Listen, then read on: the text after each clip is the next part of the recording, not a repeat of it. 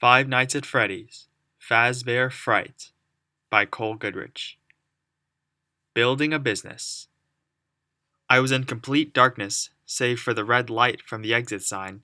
It was tempting to run back through the door, but I had just entered, and I had to go through the entire place.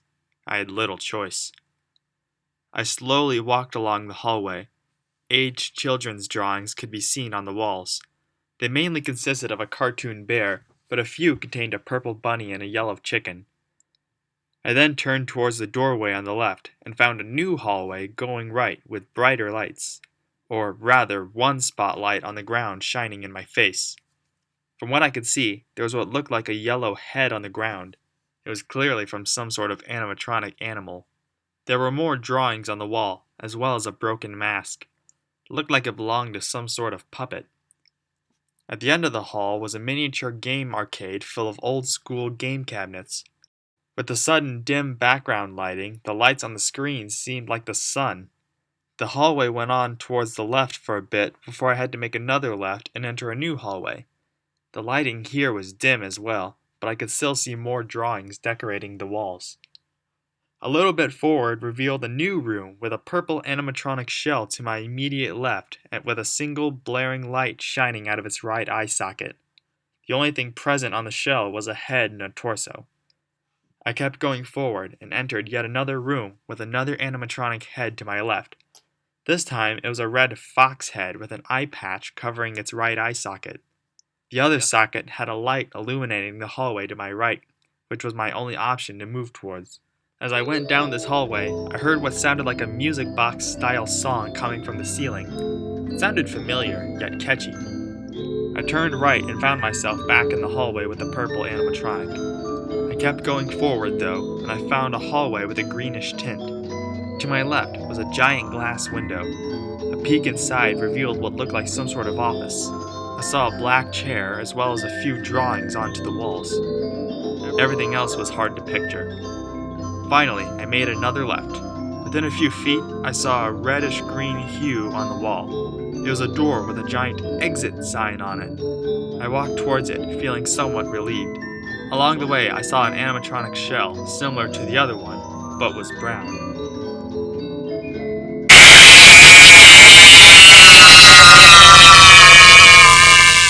At the sound of that screech, I screamed loudly and bolted towards the exit door. I almost tripped as I pushed the thing open and ran a few more feet before slowing down and clutching my chest. I looked up and saw two men my age on the ground with laughter. Their faces were as red as Mario's hat. Finally, the one with the golden hair got up and wiped tears from his eyes. "Dude, you should have totally seen your face," he said as he took slow, deep breaths with a giant grin plastered. "Okay, you got me," I told them both with a smile. "Got you?" The other one with the dark mullet and sunglasses asked. "Dude, we scared the living hell out of you." "Okay, yes," I admitted. "But I think if you're going to be adding frights like that, it shouldn't be at the dead end of the attraction." "Yeah, we're aware of that, Eric," the blonde said as he quickly got back into his serious mood. "Guy and I have been trying to find ways to add more scares besides the darkness and the occasional empty shell." "I did like the use of that music, though," I told Guy. "Where did you find it?" "In one of the endoskeleton voice boxes," he replied as he readjusted his shades. "Chuck said the old employee we're working with said it was called the, Tor something March?" "Toreador," Chuck corrected. "Well, I like it," I told them. "I really am liking how the place is progressing." "And just in time for the attraction to open next week," Guy said with a fist pumped towards the air.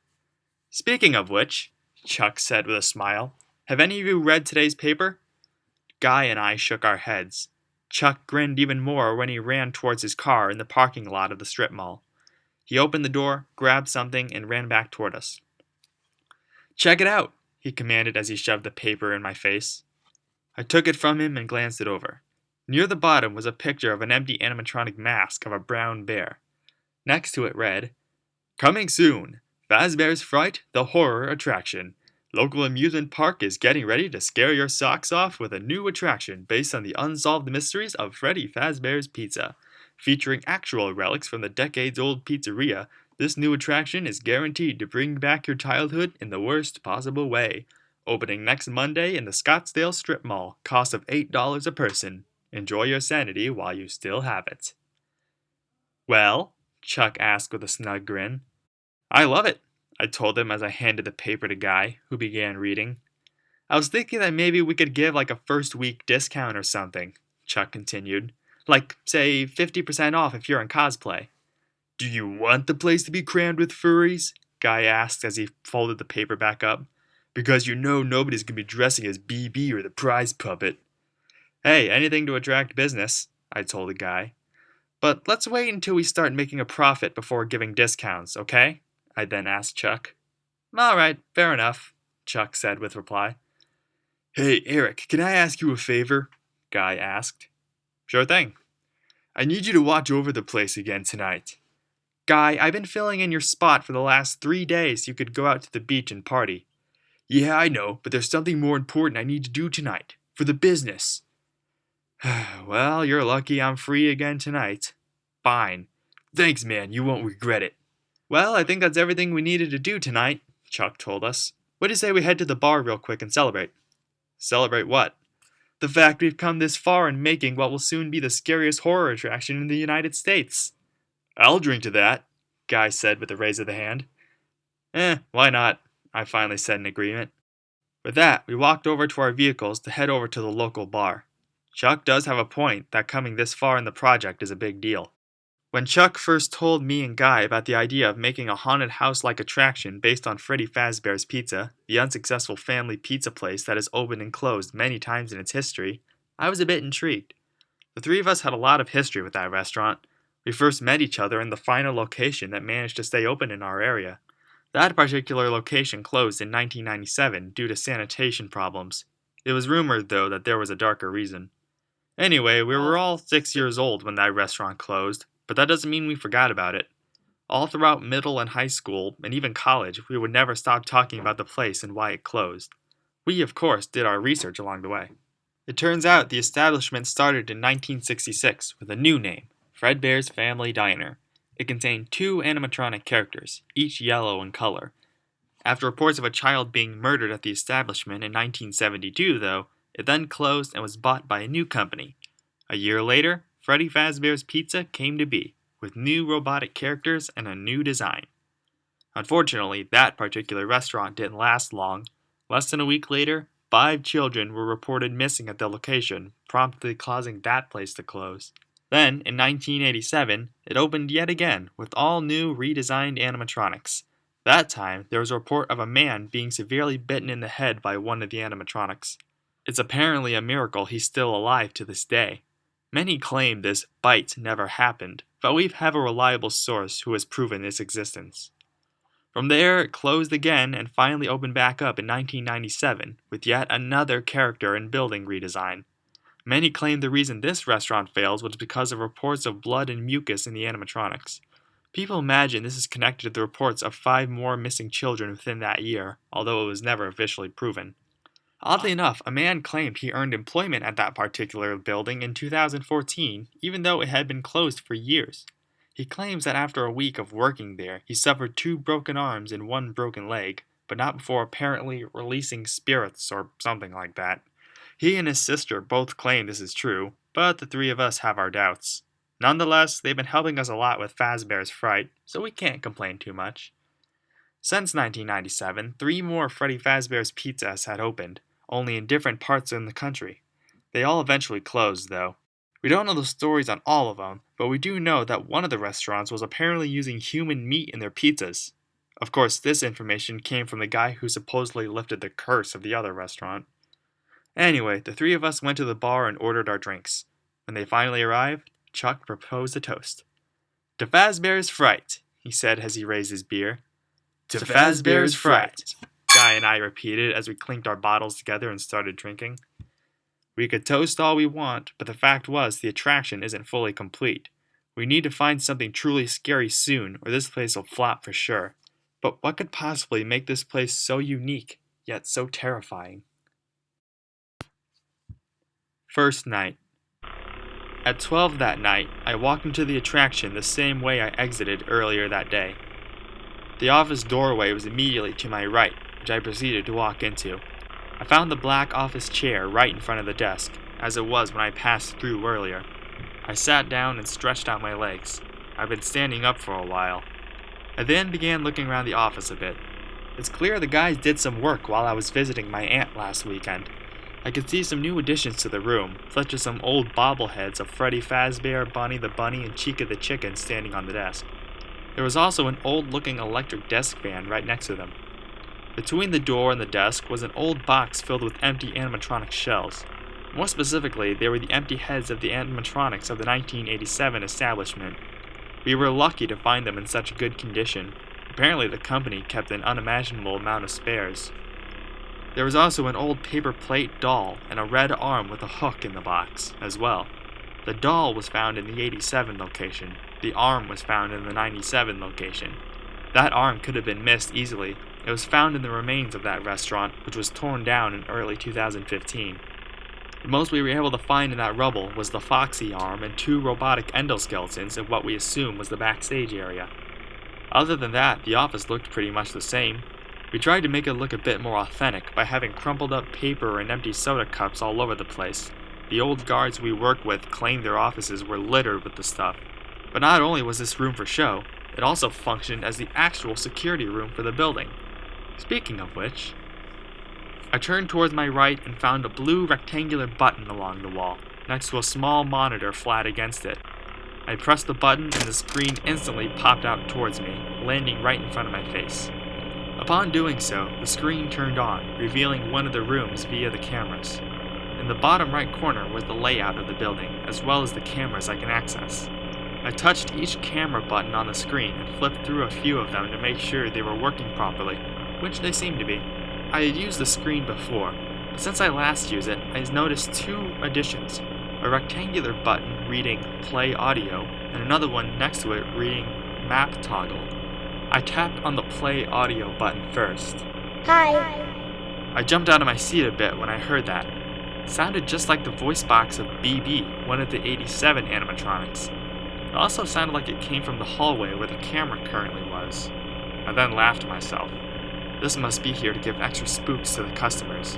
Man, these guys are smart. I then looked back at the Map Toggle button. Doing so quickly changed the screen layout from the rooms in the building to the vent ducts.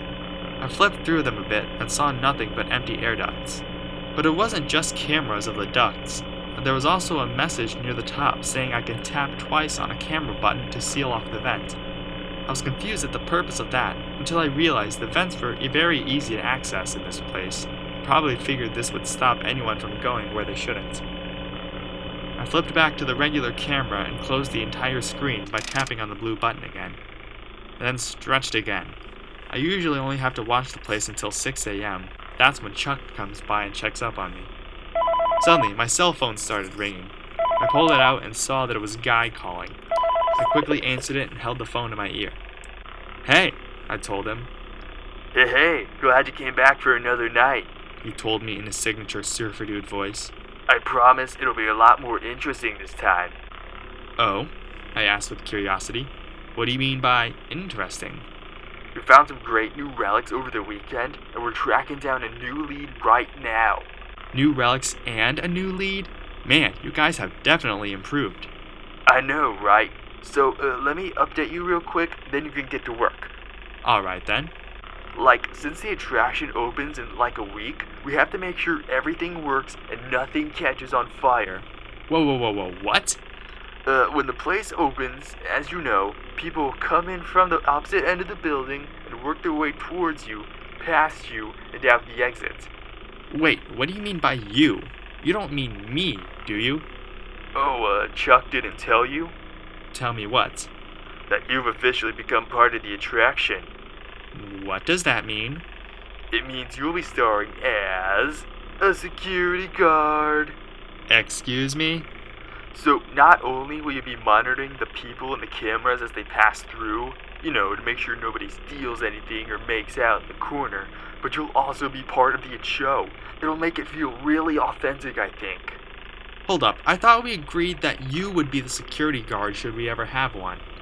Chuck and I had a talk over it and decided I would make a better greeter, and since you're generally quiet and kinda creepy, you'd make a better guard and scarer.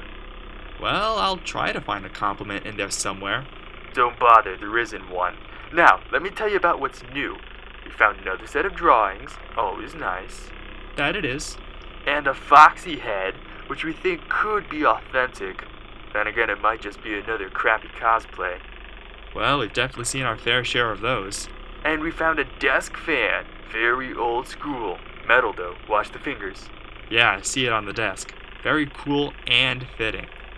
Right now, as you know, the place is just, flashing lights and spooky props. I honestly thought we'd have more by now. Same here, bud. If we don't have something really cool by next week, Chuck and I agreed we may have to suit you up in a furry suit and make you walk around going, boo! Hold on, why do I have to do it? Again, because you look kinda creepy. Just because I'm 6'3" and weigh 140 pounds does not mean I'm creepy. Yeah, man. But like I said, we're trying to track down a good lead right now. Some guys who helped design one of the buildings said there was like an extra room that got boarded up or something like that. So we're gonna take a peek and see what we can find. For now, just get comfortable with the new setup. Alright, sounds good. As you know, you can check the security camera over to your right with the click of the blue button. Of course I know that. I've been covering your shift for a while now. Yeah, but now you can toggle between the hall cams and the vent cams. Yeah, I already found that little feature. Well, what's also new is that over to your far left, you can flip up your maintenance panel. My what? I then looked over to the far left and saw a new screen on the other side of the room, right by the doorway. I rolled the chair over to it and pressed the power button on the bottom right of it. It instantly turned on, revealing 4 lines of text: audio devices, camera system, ventilation, and reboot all. Yeah, you can use this to reboot any systems that may go offline. Well, that shouldn't be too much of an issue, right? Well, in trying to make the place feel vintage, we may have overdone it a bit. Yeah, some of this equipment is barely functional. Say what? Yeah, I wasn't joking about the fire. That's a real risk. I'm glad my partners tell me these things. The most important thing you want to watch for is the ventilation. Why's that? Look, man, this place will give you the spooks. And if you let that ventilation go offline, you'll start seeing some crazy stuff, man. Keep that air flowing. Aye, aye, Captain, I told him in a sarcastically joking manner. Okay, keep an eye on things, and we'll try to have something new for you tomorrow night. Sounds good. He then hung up, as did I. I then put my phone back in my pocket and stretched yet again. I leave for one weekend, it's like they completely renovated the place. Oh well, I suppose it's for the better. With all this fancy security, and apparently maintenance equipment, you'd think we would have spent all of the money our budget allowed, but we actually still have a decent amount left over. Since most of our decorations are from the old locations across town, we didn't spend more than a few $100s total for all of it. The building itself was built in about a year for a very low price. We got map layouts of all the restaurants and tried to recreate the style of the buildings, yet make it original. Thankfully, we hired a construction crew that helped to build the 97 restaurant, so they knew what they were doing. I truly am surprised they'd want to rebuild another location with a connection to Freddy Fazbear's Pizza, though. Overall, I'm happy with the way this whole project turned out. We got to relive our childhoods, and will eventually ruin everyone else's. I just can't wait until next Monday. The rest of the night consisted of me sitting in the chair and playing on my phone. You know I must have been bored when I started playing Flappy Bird. I don't know what's a bigger shock, the fact I still have it on my phone or the fact everybody's forgotten about it by now. At any rate, I barely managed to beat my high score of 102, with 103. Not much, I know, but it's still an improvement. Finally, after what seemed like forever, I heard a chiming above me. I looked at the digital clock above the giant window and saw it change from 5:59 to 6 a.m. That clock was found in the 87 location. We were surprised the battery and sound still worked. We did change the colors of the LED lights from red to puke yellow to make it seem more creepy though. Almost as if on cue, the door next to the office opened up and a familiar friend of mine walked in. "Hey, Eric," Chuck said with a nod and a smile. "How'd it go?" "Well, Guy called and explained the new additions you've made over the weekend." "Yeah, we've certainly made a lot of them." We both then gave a chuckle. "Well, I'm starving," he said. "Want some breakfast?" "Of course." "Great, I told Guy to meet us at IHOP in a few minutes."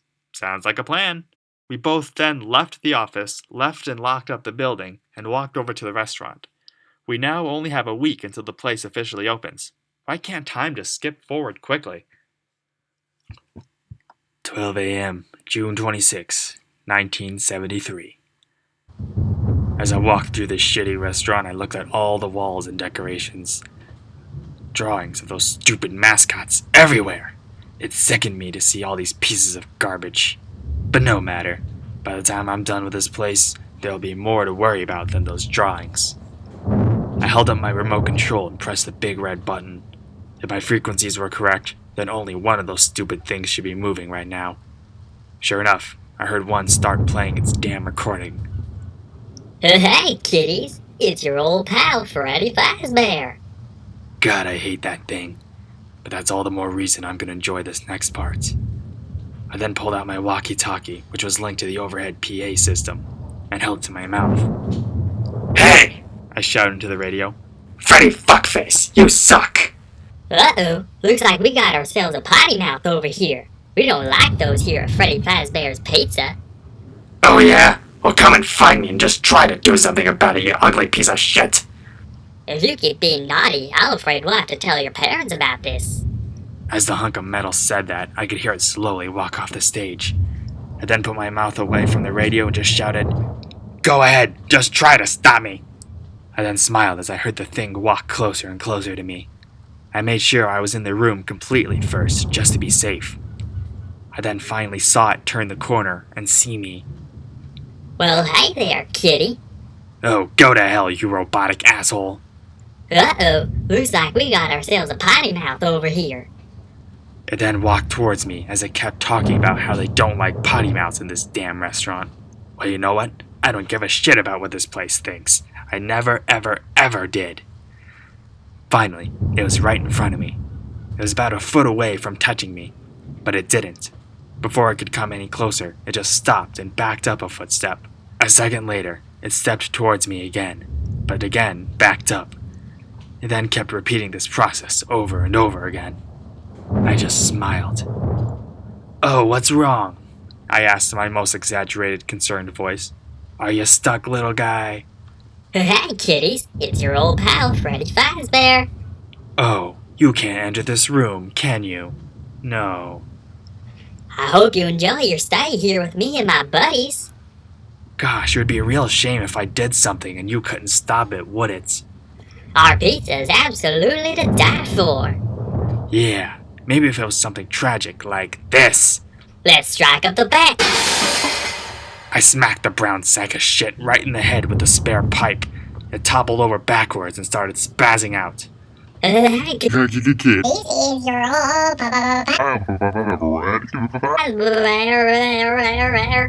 I walked out of the room and swung the pipe again.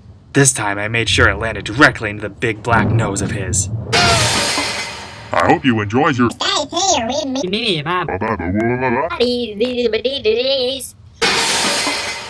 I hit it one more time and it stopped moving. I deeply exhaled and looked at the busted robot. It stopped moving completely.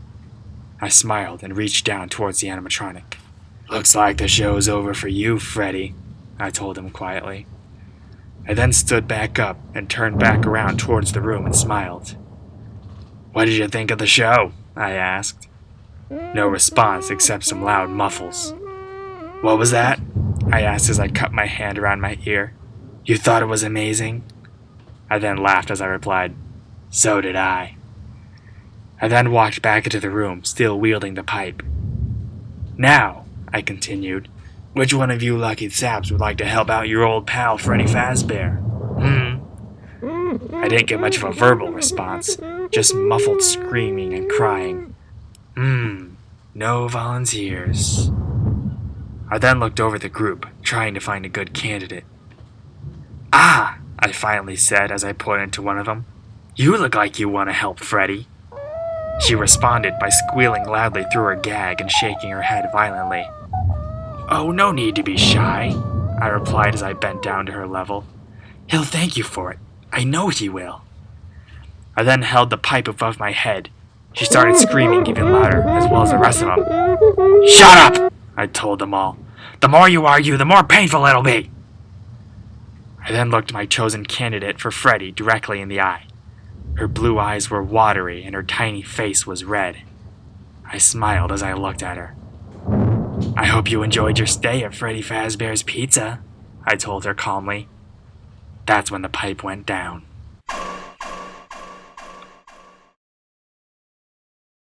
New merchandise.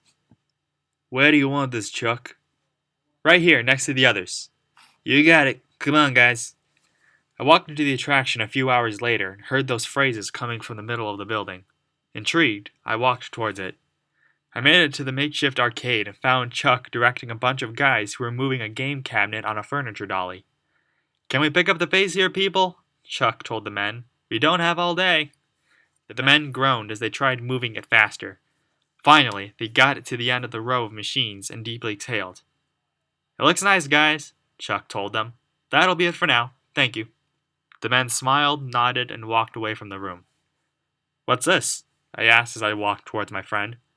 This, he replied with a sneaky grin, is a game cabinet we found in the 87 location. I thought we cleaned that place of everything. So did I, but Guy got a tip that this bad boy was hidden in the storage area. Okay, but we have enough arcade machines. Why do we need this one? Because, unlike the others, he then reached towards the back of the machine and plugged it into the electrical socket. Almost instantly, the screen lit up, revealing some sort of game selection menu. This one actually works, he finished as he stood back up. I'll be damned, I gasped. What are the odds? I know, right? Check it out. It's got 3 games on it based on the characters. I took a look at the selection of games. There was BB's Air Adventure, Mangle's Quest, and Chica's Party. Huh, only 3? I asked, and none are based on Freddy? Well, there was apparently more, but this is the only one left. Ah, wait, I thought Mangle was just a nickname for the Foxy they had at the time. Huh, so did I. Weird. I kinda want to give this thing a shot. Knock yourself out. He then pulled out a quarter and handed it to me. I gladly accepted it and put it into the machine. I then looked at the game options and tried to find one that looked worth playing. How about the BB one? Chuck asked. I mean, they'll all be pretty cheesy, but it looks the most fun. I shrugged and selected BB's Air Adventure. Instantly, I was greeted by a blue box with a bunch of lines the same color inside of it. I could also see a small 8-bit model of BB. He looked more like a spooky clown, but that's old school technology for you. Lastly, there were a bunch of red balloons scattered all across the screen. A giant number 8 could be seen near the top right next to a picture of one of the balloons. Looks like you just gotta collect all the balloons, I said aloud to nobody in particular. I then used the joystick of the machine to move the little BB across the screen. I then used the jump button to make him, well, jump. I scrolled along the platform, collecting the balloons. One by one, the number of remaining balloons decreased. Finally, I collected all the balloons on the screen. When I did, a white exit door appeared where I started. Heh, cheesy as I thought, Chuck mumbled. Hold on, I said in a confused voice. It says I have 1 balloon left. I was right. Next to the balloon icon in the top corner was a number 1. You realize this thing is 30 years old, right? Chuck asked. It's bound to be buggy. Yeah, I guess so. Besides, it's just for decoration. That's true, I suppose. Anyway, I gotta head out, he concluded as he looked at his watch. Where are you going? I'm gonna meet Guy at the 73 location. He said he found a big break there. Like what? Not sure. He just said it would, and I quote, "Make this place scarier than Satan's dungeon, man." I really don't get that, man. Same here. Anyway, wanna come with? Nah, I'm good. Alright, suit yourself. He then walked out of the arcade and eventually out of the building, leaving me alone. I looked back at the new game machine.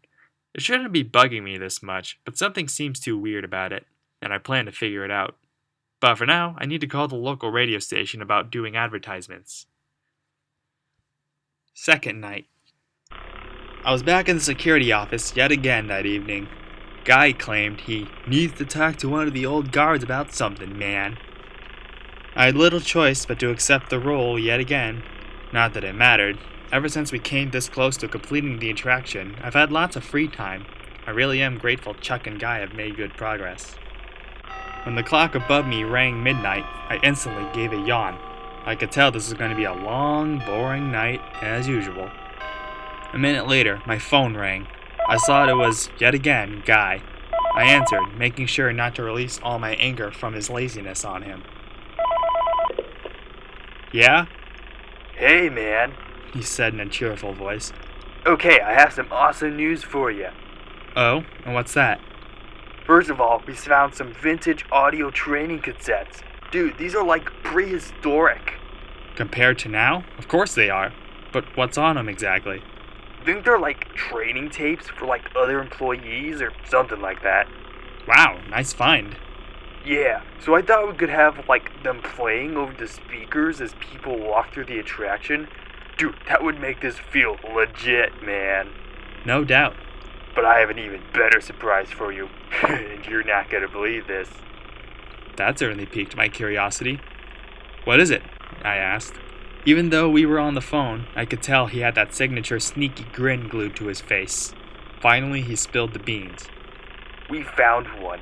A real one. I feel like I should know what he's talking about, but unfortunately I wasn't too sure. What do you mean? I asked. What did you find? Sorry, I gotta go, man. Well, look, it's in there somewhere. I'm sure you'll see it. That's reassuring. Okay then.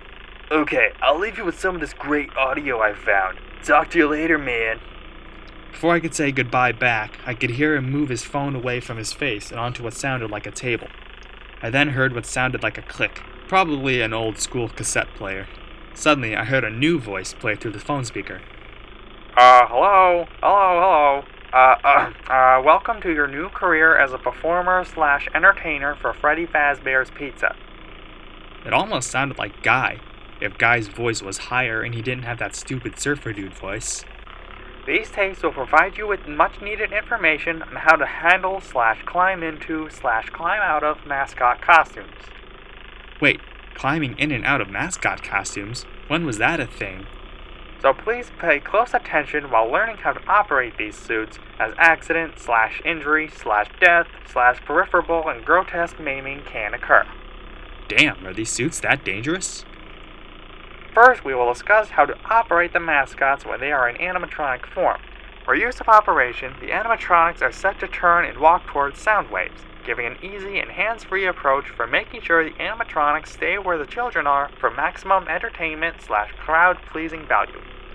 Huh, actually pretty smart. Of course, the animatronics from the 87 location had a similar feature, and they didn't turn out so well. To change the animatronic to suit mode, insert and turn firmly the hand crank provided by the manufacturer. Turning the crank will recoil and compress the animatronic parts around the sides of the suit, providing room to climb inside. Huh, not bad for old school technology. Please make sure the spring locks are fastened tight to ensure the animatronic parts remain fixed. We will cover this in further detail in tomorrow's session. Too bad I won't hear it, unless, Guy decides to make me listen to them. Remember to smile, you are the face of Freddy Fazbear's Pizza. With that, I heard silence and hung up. Well, as interesting as it was, I'm not sure if playing that over the speaker will be as effective as Guy thinks. I then decided to check the cameras, just to try and see what Guy was talking about when he said they found one. There are plenty of things we've been trying to find from the restaurants that we haven't gotten a hold of. Was it a uniform? Nah, he wouldn't be that excited about it. A pizza recipe? As much as Guy loves pizza, I don't think making a Freddy Fazbear pizza would make him too excited. That's when I saw something in the arcade. Something I hadn't seen before. I could have just been imagining things, but I think I saw a yellow arm at the edge of the camera. It was dark, almost brown, shade of yellow. What was that thing? I suddenly saw bits of wire sticking out of the elbow. That's when it hit me. A yellow arm, wires, Guy's excitement? It was an animatronic! But it was too dark of a yellow to be a Chica model. So who was it? I was tempted to walk over to it and check it out, but I could always do that after my shift. For now, I just needed to make sure everything is safe and secure. I flipped to the entrance of the attraction, all the way at the other end of the building. Nothing there. Of course, why would anyone need to break in here through the entrance? Then again, criminals tend to be pretty stupid sometimes. For whatever reason, I just couldn't get that animatronic out of my mind. What was that thing? I don't think it was part of the Freddy Fazbear band, was it? I then flipped back to the camera where I saw it. When I did, I paused. I could have sworn this was the camera. I checked the other camera in the arcade and nearly jumped out of my seat. Right next to the cabinet at the end was a figure with yellow skin and glowing eyes looking right at the camera. I thought for sure it wasn't there when I first saw it. Was I going crazy? Anyway, I got a better look at the animatronic. It definitely looked old and withered, which is understandable if it came from any of the restaurants. Parts of its skin were torn away, exposing much of the metal endoskeleton inside of it. As for what or who it's supposed to be, I'm not sure. It had 2 long ears on the top of its head, like a bunny rabbit, only the right was half missing. I only know of one bunny in the Freddy Fazbear line, and it's the exact opposite color of the one in the arcade right now. Furthermore, its eyes look too metallic, not cartoony and kid-friendly like the other animatronics. Perhaps it's an older model? I'll have to ask Guy about it. I closed the camera and rubbed my eyes. I looked at the clock. 12:15. Ugh, this night is taking forever. I then let out a huge yawn. I decided to do something I never thought I'd find myself doing. I rested my head on the desk and closed my eyes. I smiled as I did so. It's not like anyone's gonna break in anyway. After what seemed like a few seconds, I heard a noise nearby. I quickly opened my eyes and saw a sideways view of the empty doorway in the office. I took a glance at my watch. 12:30. I groaned, but then realized at least some time had passed. I then raised my head and rubbed my eyes. When I stopped rubbing, I looked right in front of me and nearly fell out of my chair. Standing in the hallway, looking through the window, was the bunny animatronic, looking me right in the eye. I screamed and just stared at it, half expecting it to just do something to me. But instead, it just stared. It had a goofy, all-teeth grin planted on its face, as if to mock me. I kept telling myself that there was no way that it was in there, that it was still in the arcade. I decided to prove it by opening the camera feed. When I did, I got just as confused. Instead of the feed in the arcade, I got what looked like a blacked-out round head wearing a small propeller hat? The heck? I was definitely getting weirded out. I put the screen back, and I saw what looked like a dark figure right in front of me. It was all black, and seemed to be in the shape of BB? Before I could look at it for too long, it suddenly opened its mouth and lunged at me. I covered my face and screamed, expecting to die. Instead, I heard a loud alarm. I opened my eyes and saw a red light flashing through the room. I looked at the window and saw that neither the bunny nor the BB thing was there. I suddenly found myself coughing a bit.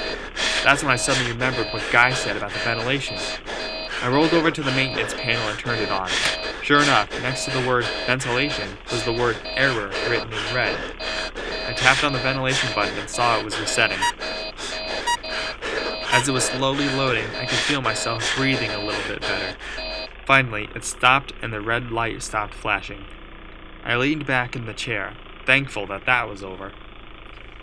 I then happened to glance at the clock in the office. 5:58! I looked at my watch and saw that, sure enough, it was 5:58. But just a second ago it was 12:30. Unless it was all a dream? Yes, that had to have been it. I just fell asleep and dreamed that the bunny and BB were there. It's the only explanation. Curious, I looked at the cameras again. I went back to the arcade and got confused again. It wasn't where I last saw it. I checked the other arcade cam and saw that it wasn't there either. What the hell? I scrolled through all the cameras and stopped when I saw a shadowy figure in the hall outside the arcade. It was without a doubt that bunny animatronic. Okay, something is definitely up. There's no way I'm imagining anything. Before I could think of anything else, I heard chiming. I looked at the clock and saw it read 6 a.m. That means Chuck will be here any minute. I then looked back at the animatronic. I can't wait to ask the guys what the deal is with this thing. 1 a.m., June 26, 1973. Well, after a long-awaited rest, I stood up with a smile. All right, I told myself. Time for round 2. I grabbed the remote again, which had been given a new frequency, and pressed the red button. A few seconds later, I heard another stupid voice. Hi there, I'm your bunny buddy, Bonnie. I picked up the walkie-talkie and put it to my mouth, still sporting a smile. Well, guess what, Bonnie? I hate your fucking guts. Oh my, I don't like it when you say that. Too bad, shitface. Please stop, or I'm going to have to tell an adult. I am an adult, dipshit. Oh my, I don't like it when you say that. At this point, I heard the robot getting closer and closer towards me. Fortunately, I was in the room, so I have nothing to worry about. A second later, that stupid rabbit came around the corner, holding that stupid guitar. It made me sick just looking at it. Come and get me, Bon Bon, I said with a taunt. Hi there, I'm your bunny buddy, Bonnie. It walked towards me with that creepy face permanently plastered on. But soon... Ready to play, Freddy? Oh, Freddy's not ready, I said innocently. He's feeling under the weather. Ready to play, Chica? Trust me, she'll be here soon enough. Finally, it was right in front of me, but it just stopped, took a step back, and walked towards me again. It then repeated this pattern as my smile grew. I thought rabbits were supposed to be smart, I told the stupid robot. Hi there, I'm your bunny buddy, Bonnie. But I guess you're just as stupid as the metal you're made of. Ready to play, Freddy? Well, then I guess it's time to put you out of your misery. Ready to play, Chica? I used the pipe from earlier to bash the fucking bunny in the head. When I did, it fell backwards, dropping the ugly guitar in the process. Hi. Hi there, I'm your... Bonnie, I'm your bunny. Well, guess what, Bonnie? You suck at playing the guitar. I'm... I don't like it when you say that.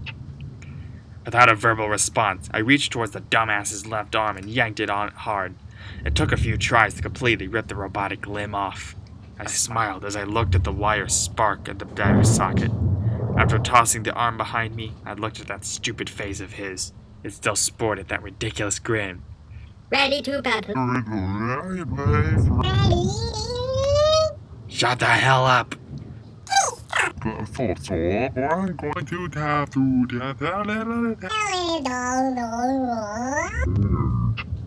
With that, I yanked his ugly face and yanked on it. I kept yanking with all my fury until I finally felt myself flying backwards and landing on my back. When I did, I noticed I was holding a purple face in my hand. I smiled as I looked back towards Bonnie, who was now missing an arm and a face. Ready to play. Ready to play, Chica? Without a face, the bastard looked even scarier. Looks like I'm gonna have to finish what I started. I grabbed the pipe and quickly struck him in the head one final time. With that, gears and other pieces of metal flew out and the robot stopped moving. A few seconds passed and nothing happened. I smiled at the dead bastard. I then turned around and walked into the room, still holding my precious pipe. This just keeps getting better and better, I told them. More muffled screams. I don't understand what the screaming is about. Now, I continued, who wants to help Bonnie? Suddenly, they all got quiet. Even though their faces were beet red from screaming and wet from crying, they were still quiet. Look, I told them calmly, either you volunteer to help, or I pick one of you to help. It can't get simpler than that. After all, you don't want to end up like the first boy who didn't do as I said, right? They quickly shook their heads, still sporting scared faces. I smiled at that. So I'll ask again. Who wants to help Bonnie? There was more silence for a few seconds. Fine, I guess I'll have to pick somebody.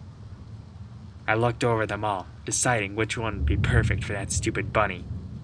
Finally, my eyes rested upon a certain one in a purple shirt. How about you? I asked, pointing at him. His eyes widened and his head shook violently. But you're wearing purple, I argued. That's the perfect color for Bonnie. Screams could be heard muffled through the gag on his mouth, but it wasn't going to help him. I raised the pipe over my head and looked him in the eyes. All of them were screaming now, begging me to stop. Instead of stopping, I just chuckled and looked at them all. You're just making this too much fun, I told them. That's when the pipe went down. A new friend. When Chuck and Guy walked into the attraction a minute later, they had giant grins on their faces. Well? Chuck asked. Did you see it? Oh, I saw it, I replied. What is it exactly? An animatronic, dummy, Guy replied. I found it in a boarded-up secret room in the 73 location. But which character is it meant to be? I'm not entirely sure. All I know is that it's old, creepy, and authentic. Have you seen it up close yet? Chuck asked. I wanted to say yes, but I'm still not sure if he was really in the window, or if BB was in my room. No, not yet, I replied. Well, let's go then. Following Chuck's lead, Guy and I went through the attraction and made our way to the arcade, where the animatronic was sitting next to the cabinet, just like when I first saw it. It wasn't there when I last saw it, though. It's even creepier up close, Guy commented. I nearly had a heart attack when I first shone my flashlight on it, man. I wonder why I was in a secret room. Who cares? Chuck replied. We found it, and it's going to make this place scary beyond comprehension. Even though we don't know its name? Well, I think I have some sort of idea. There was like some sort of label on its chest when I found it. What did it say? Well, written in red and really largely, it said Springtrap. What kind of a name is that?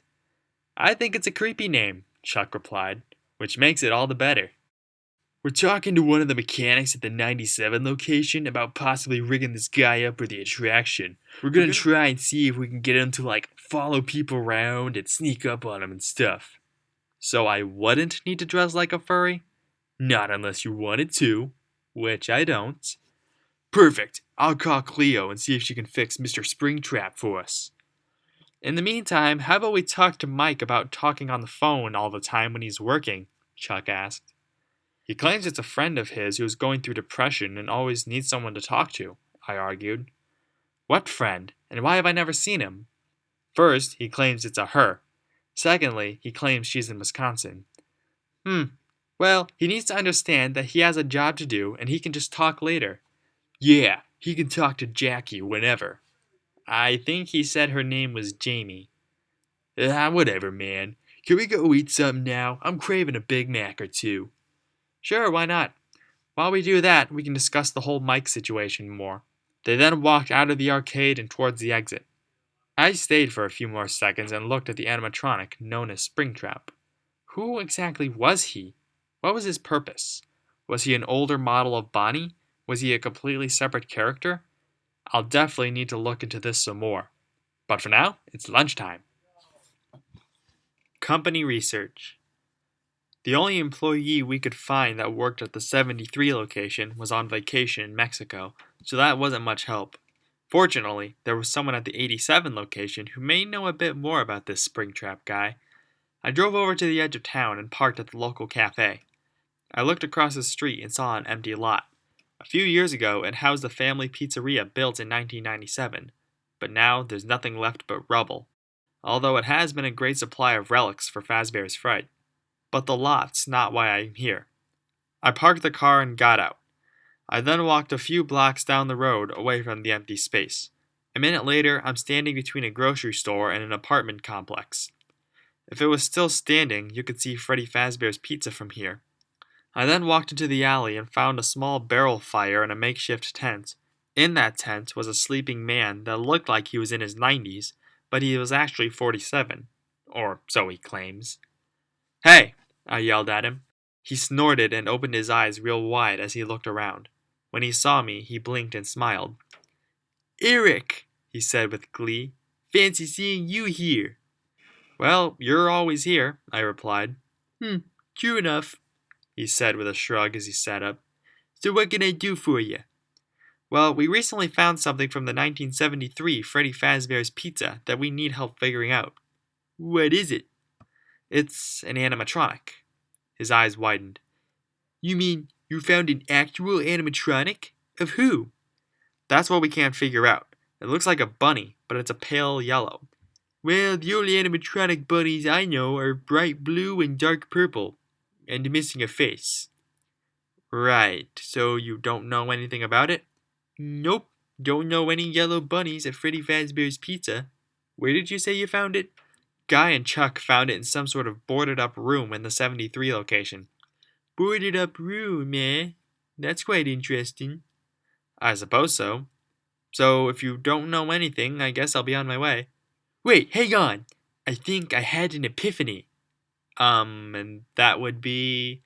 I know it's not the 73 location, but when I was working my 6th night as a security guard, I got a phone call from the assistant manager at the time. So, you said he called you every night when you worked. Actually, Schmidt said that too. Yes, but in that phone call in particular, he said something about someone stealing a yellow suit. Really? Yeah, he was a bit unclear, but he said something about someone using it to do something. He never really said what it was, though. Well, maybe there's a connection somewhere. Maybe. Sorry I couldn't be more helpful, though.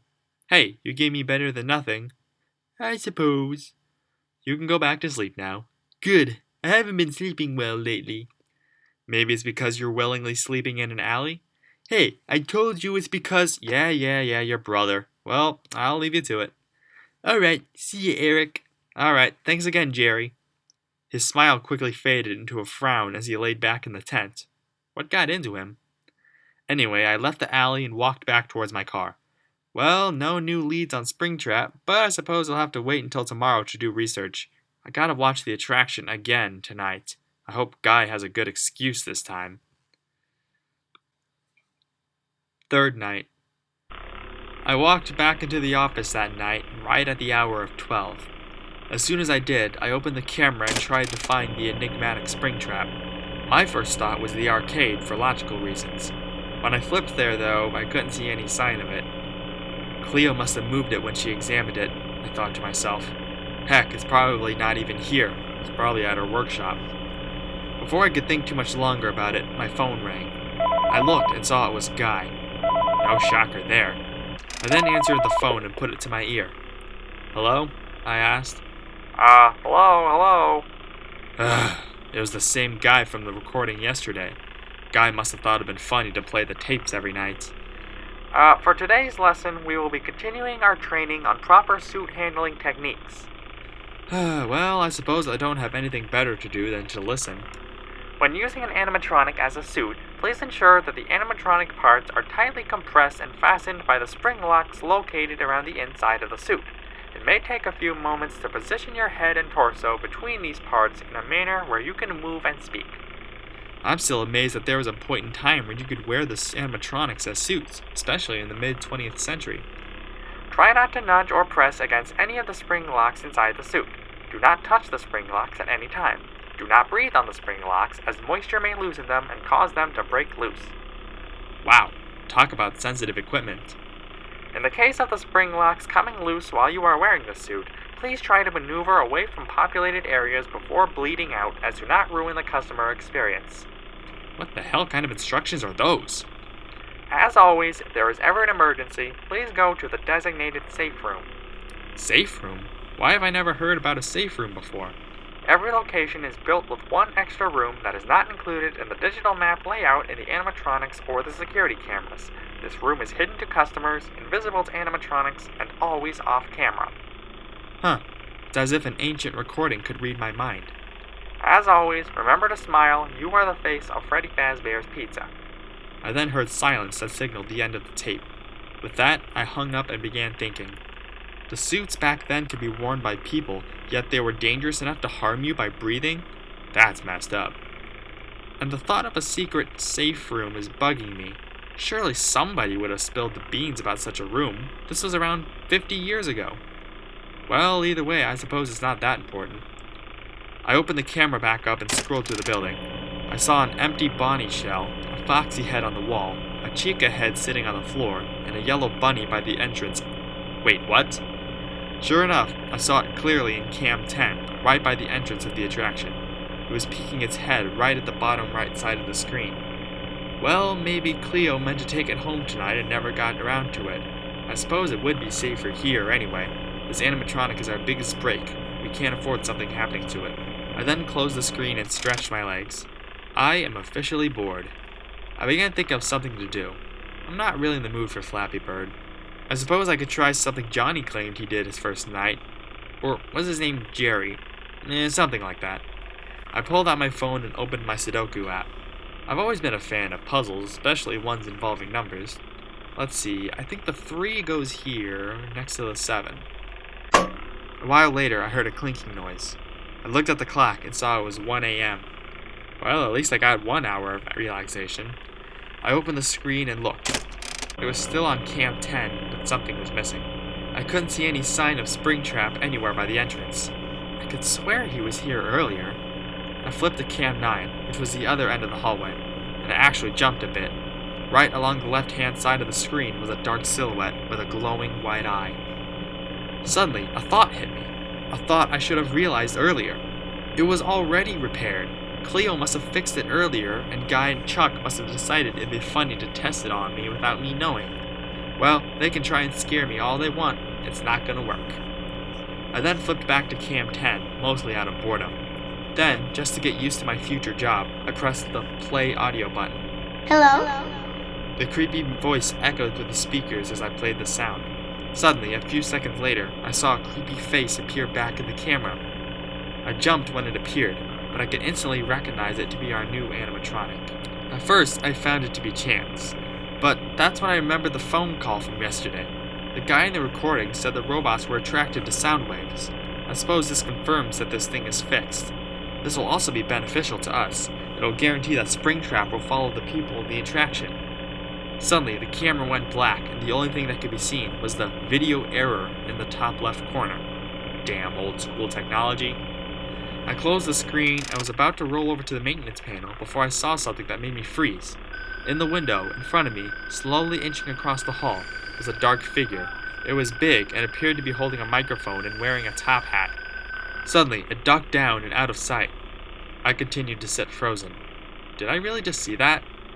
Maybe I ought to reset the ventilation too. I went to the maintenance panel and opened it up. I saw error flashing next to the camera feed option. I tapped the screen and waited for it to reset. When it did, I closed the screen and was about to head back to the camera. Suddenly, before I could move, a familiar face came right in front of me. It was a cartoon-looking bear with a top hat and only one ear. Its eyes were glowing white. Its body was pitch black, and it let out a giant scream. It was only there for a second before it disappeared, and I could only see flashing red lights. I was still frozen for a second, but then I went back to my panel and saw the ventilation was offline. I went to reset it, and I sat still as I heard my breathing get softer and softer. Finally, I took a deep breath and realized I was good now. Finally scrolled back to the camera to find Springtrap. Cam 10 was empty, which was not promising. I went to Cam 9 and saw the dark bunny silhouette again. Suppose as long as I know where he is, I don't see a problem. Besides, what's he gonna do? Scare me? I kept looking at him from time to time, keeping track of his position. He kept going between the two cameras, though, so that wasn't that difficult. The cameras went out a few times, but no difficulties this time resetting them. I kept resetting the ventilation, though, just to be safe. Finally, I heard the clock chime above me. It was 6 a.m.? Huh, time went by pretty fast. Anyway, Springtrap was by the entrance, where he was at the start of the night. Chuck will be here any minute. I can't wait to tell him I wasn't scared by his little machine. 2 a.m., June 26, 1973. I swear, this just keeps getting better and better. All I have to do now is take out 2 more of the bastards, and it didn't take long to figure out which one I should do next. I took the reconfigured remote and pressed the red button. A few seconds later, I heard mechanical whirring. God, could they have made her voice more damn annoying? I'm Chica the Chicken, and I love to eat and have fun. In disgust, I put the speaker to my mouth and shouted, "Well, you know what I love? When you shut your fucking whore mouth." Oh no, you can't say that, friend. Too goddamn bad, slut. I think we need to tell somebody about this. Go ahead and try. I then heard mechanical footsteps slowly inching towards me, but there's no way I'd be in any harm from one of those monstrosities. Right around the corner appeared a thick yellow chicken with thick black eyebrows and giant pink eyes, and wore nothing but a white bib that read, "Let's eat," in colorful letters. It made me sick. "Hey, Chica," I told the robot, making sure I was still in the room. I'm Chica the Chicken, and I love to eat and have fun. Well, I don't give a single shit. Oh no, you can't say that, friend. Oh, and what are you gonna do about it, bitch? I think we need to tell somebody about this. Like who? The manager? Ha! By the time I'm done, me saying something like that will be the least of his problems. She then inched towards me until she was finally in front of me. But she couldn't go any further. She just stopped, backed up, walked forward, and just kept repeating it. Oh, Chica, it must be nice looking so beautiful. Ready to sing with us? It would be really shameful if you weren't beautiful anymore, wouldn't it? Come on, let's hear you sing. I wonder how you'd look if you were hideous. Let's eat. Instead of hitting her with a pipe from above, I swung it from the side like a baseball bat and hit her right in the fucking jaw. She toppled backwards and landed on her back. Her mouth started sparking and spazzing as it tried to move while she talked. I'm Chica the Chicken, Chica. and I La la la la la la. eat and have fun. Have fun. And I love beating the shit out of you. I then swung the pipe at her again, hitting her jaw once more, knocking really far down her face. I wouldn't be surprised if it was locked there permanently. Ready to sing? Ready to sing with us. Was ready to sing with us? She was starting to sound like some sort of demonic machine. One more hit seemed to do it. She sat completely still, not moving a robotic limb. I smiled at her broken face. I really hated how fucking perfect she seemed to be. Well, who's perfect now? I then looked back into the room and continued to smile. Well, only 2 of you left, I told them. Who wants to help Chica? Again, my only response was muffles and crying. What the hell is their problem? Fine, I suppose I'll have to pick someone again. I looked them both over. I smiled because it didn't take long to figure out which one would be perfect. You're a girl. Girls love Chica. They all do. She responded by squeezing her watery eyes shut and screaming through her gag. Don't worry, I'll make sure it doesn't hurt too much. I picked the pipe up and both of them were crying waterfalls. I really don't understand. They're helping their best friends. No matter, the pipe was going down. Phone calls galore. I tell you, my day has been crammed, crazy, and confusing. It started when Chuck came into the attraction that morning. He told me Guy found more training cassettes that seemed a bit more interesting than the last ones. Definitely looking forward to that. But something weird happened when I mentioned Springtrap to him. He said he had no knowledge of him being repaired. Of course, it is Chuck we're talking about here. I'm just glad it seems to be working fine, though, he said with enthusiasm. It really follows sound? Well, it went in the room I played the BB voice box in, I replied. So either it's attracted to sound or it's a huge coincidence. Either way, it's sure to scare the shit out of the customers. I can't wait to tell Guy about this. If he was pulling a joke, he's a better actor than I thought. Of course, it really is entirely possible he didn't know Springtrap was fixed. Anyway, I then went home and instantly made myself a hot cup of coffee. As I took a sip, my phone rang in my pocket. I took it out and saw it was the local paper, the Scottsdale Times. Hello? I asked when I answered. This is Eric Jefferson. Good evening, Mr. Jefferson. The female voice on the other end replied. Are you the one in charge of the new horror attraction in the strip mall? Well, that's more of my friend Chuck Cameron's responsibility, but yeah, I'm involved. Well, Mr. Cameron suggested I call you to set up an interview with the 3 of you involved in the project. Oh, he did? Well, alright, let's see. I glanced at my calendar on my fridge to try and find a good appointment time. We should all be free this Saturday at 7 p.m., I replied. Does that work for you? Anytime you're available works for me. Perfect. I'll let you guys know. Very well, then. And, Mr. Jefferson? Yes? As unprofessional as this may sound, is it a good idea to make a haunted house based on Freddy Fazbear's Pizza? Why do you ask? It's just, I used to work at one of the restaurants and, well, I've seen some crazy things. Well, with all due respect, ma'am, this attraction won't harm anyone in any way, shape, or form. I know, but never mind. I'm just worrying myself. Anyway, have a nice day, Mr. Jefferson. You too, Miss... Roddington. Courtney Roddington. You too, Miss Roddington. We then hung up and I kept sipping my coffee.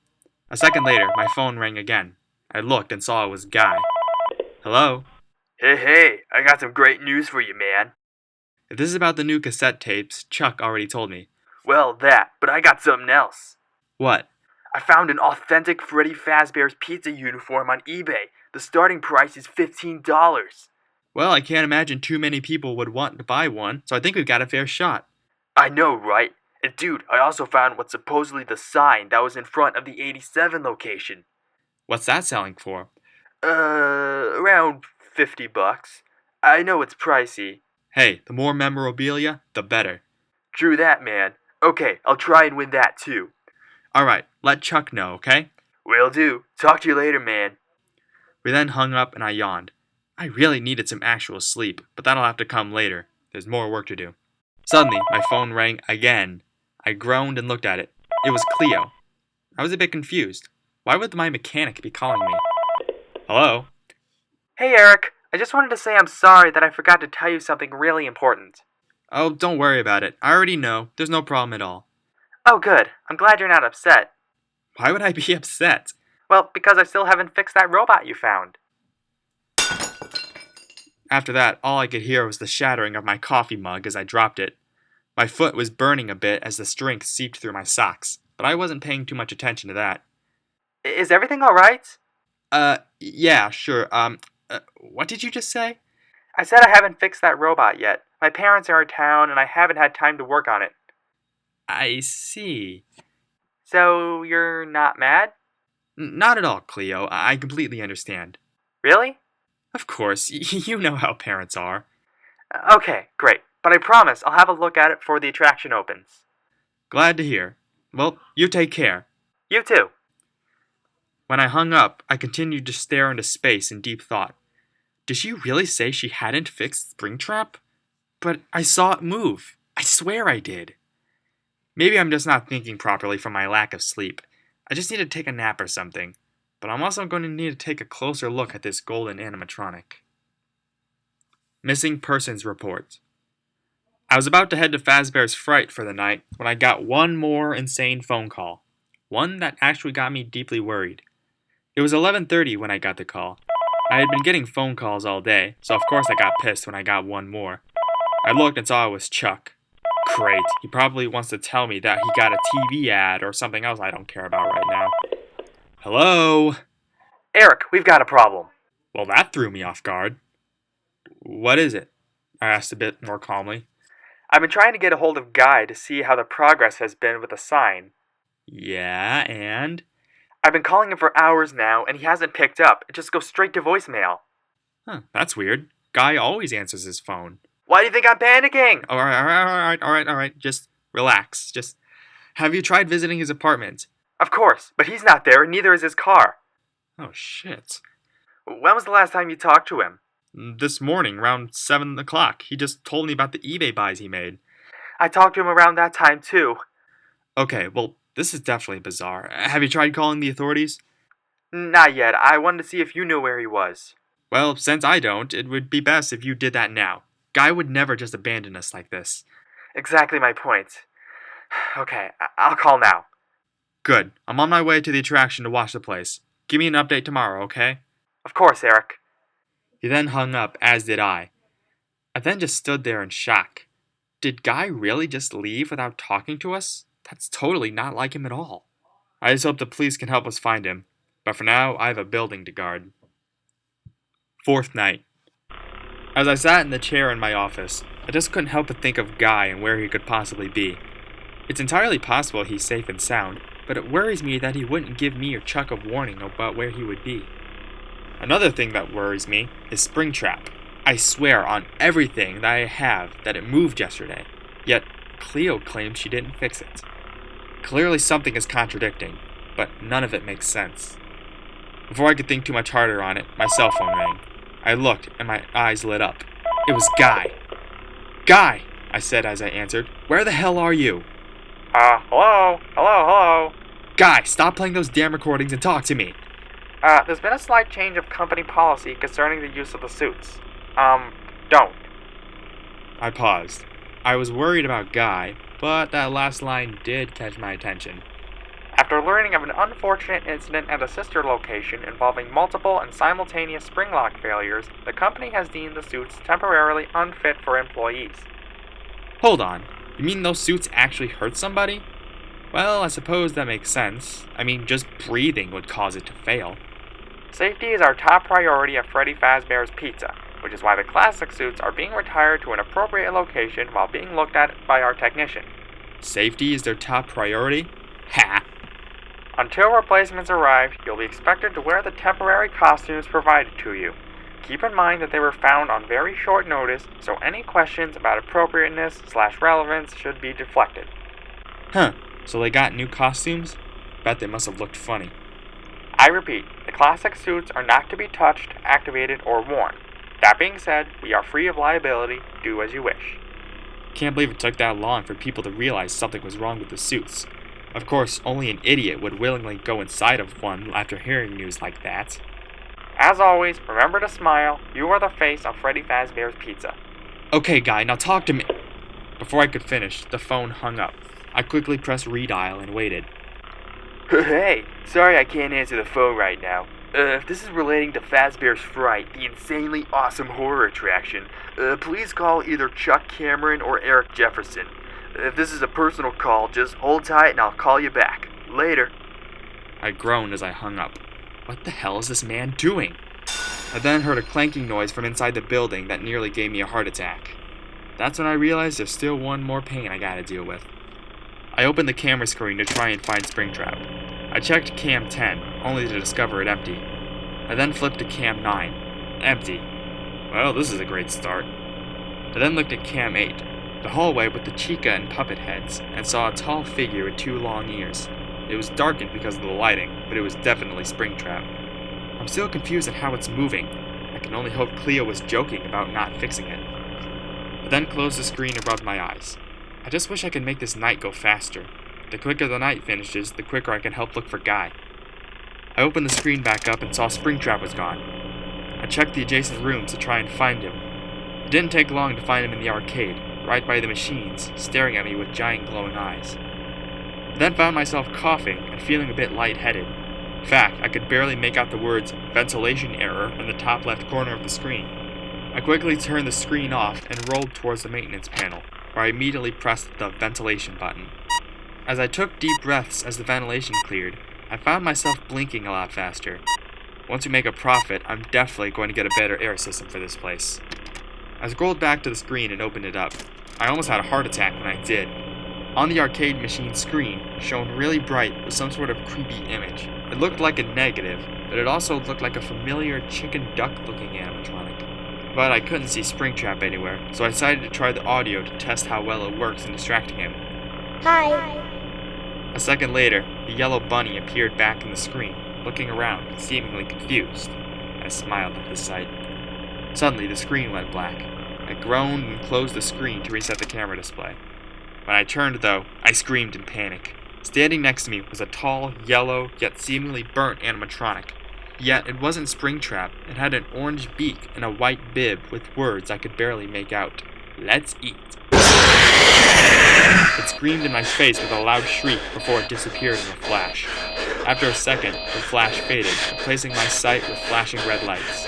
I found myself coughing yet again. I went back to the panel and saw error flashing next to both the camera and the ventilation buttons. I quickly pressed reboot all and waited. I coughed and gasped as I sat there, waiting for everything to clear up. That's another thing I've been wondering about. Why do these seemingly burnt animatronics keep showing up in the place? I mean, they're obviously not real, but what are they? If I didn't know any better, I'd say they were some sort of phantom. Anyway, the systems were reset and I could breathe clearly. I finally went back to the screen and saw Springtrap was still there, which is certainly a relief. I still don't think he'll do much harm to me, but these things admittedly give me the creeps. From there on, it was a simple task of using my audio to keep Springtrap in the arcade, far away from me. I had to reset my audio a few times, but I thankfully didn't have any more issues with phantoms. Finally, I heard my clock chiming above me. I sat back in my chair and rubbed my eyes again. Now that that's over with, I can focus on more important things. A minute later, Chuck came into the building with a nervous expression. "Find anything about Guy?" I asked him. He shook his head in response. "I tried calling him multiple times, but it went straight to voicemail," he replied. "Yeah, I got a call from his cell at midnight," I told him, but it was just one of the recordings he found. As soon as it was done, he hung up. "Did you call back?" "Of course, but it went to voicemail." What the hell is going on with this man? I'm not sure, but we need to figure it out soon. No kidding. With that, we both left the attraction, confused and concerned. Hopefully we can get our friend back. 3 a.m., June 26, 1973. Well, it was almost over. I just gotta take care of one more of the little robotic pieces of shit and I'll be done. I took the remote and pressed the big red button. A second later, I heard the voice from a lot farther away than the others before it. Ahoy, mateys! I be Foxy the Pirate. Welcome to me Pirate Cove. Yarr! God, I'm really gonna enjoy this one.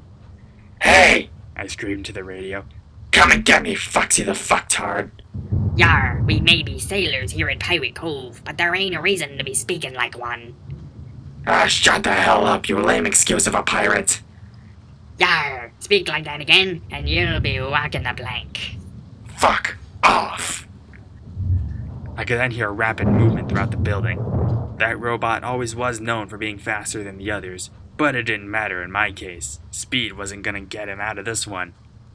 A second later, the red eye patch wearing asshole came around the corner and looked around.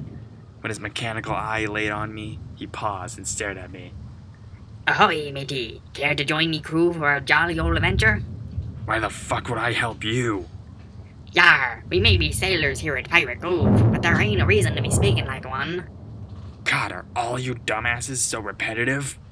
Yarr! Speak like that again, and you'll be walking the plank. You know, in this room or not, I was gonna get this son of a bitch. I grabbed the pipe, ran towards him, and smacked him right in the face. He fell back and sparks flew out of his mouth as he spoke. Ahoy, ahoy, ahoy, mate! Remember ahoy, matey. I be Foxy the Pirate. And welcome to me Pirate Cove. I whacked him in the face again with all my rage. Do ye dare to answer? Further unknown.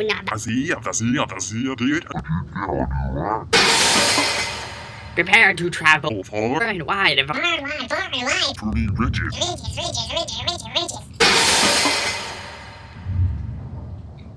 That did it. He stopped talking and moving. He sat there, just like the others. I smiled and spat at his metallic corpse. I hate pirates. Yo ho ho and a bottle of fuck you. I walked back to the room and looked at the only one left with a smile. I'd ask for volunteers, I explained, but seeing as how it's just you.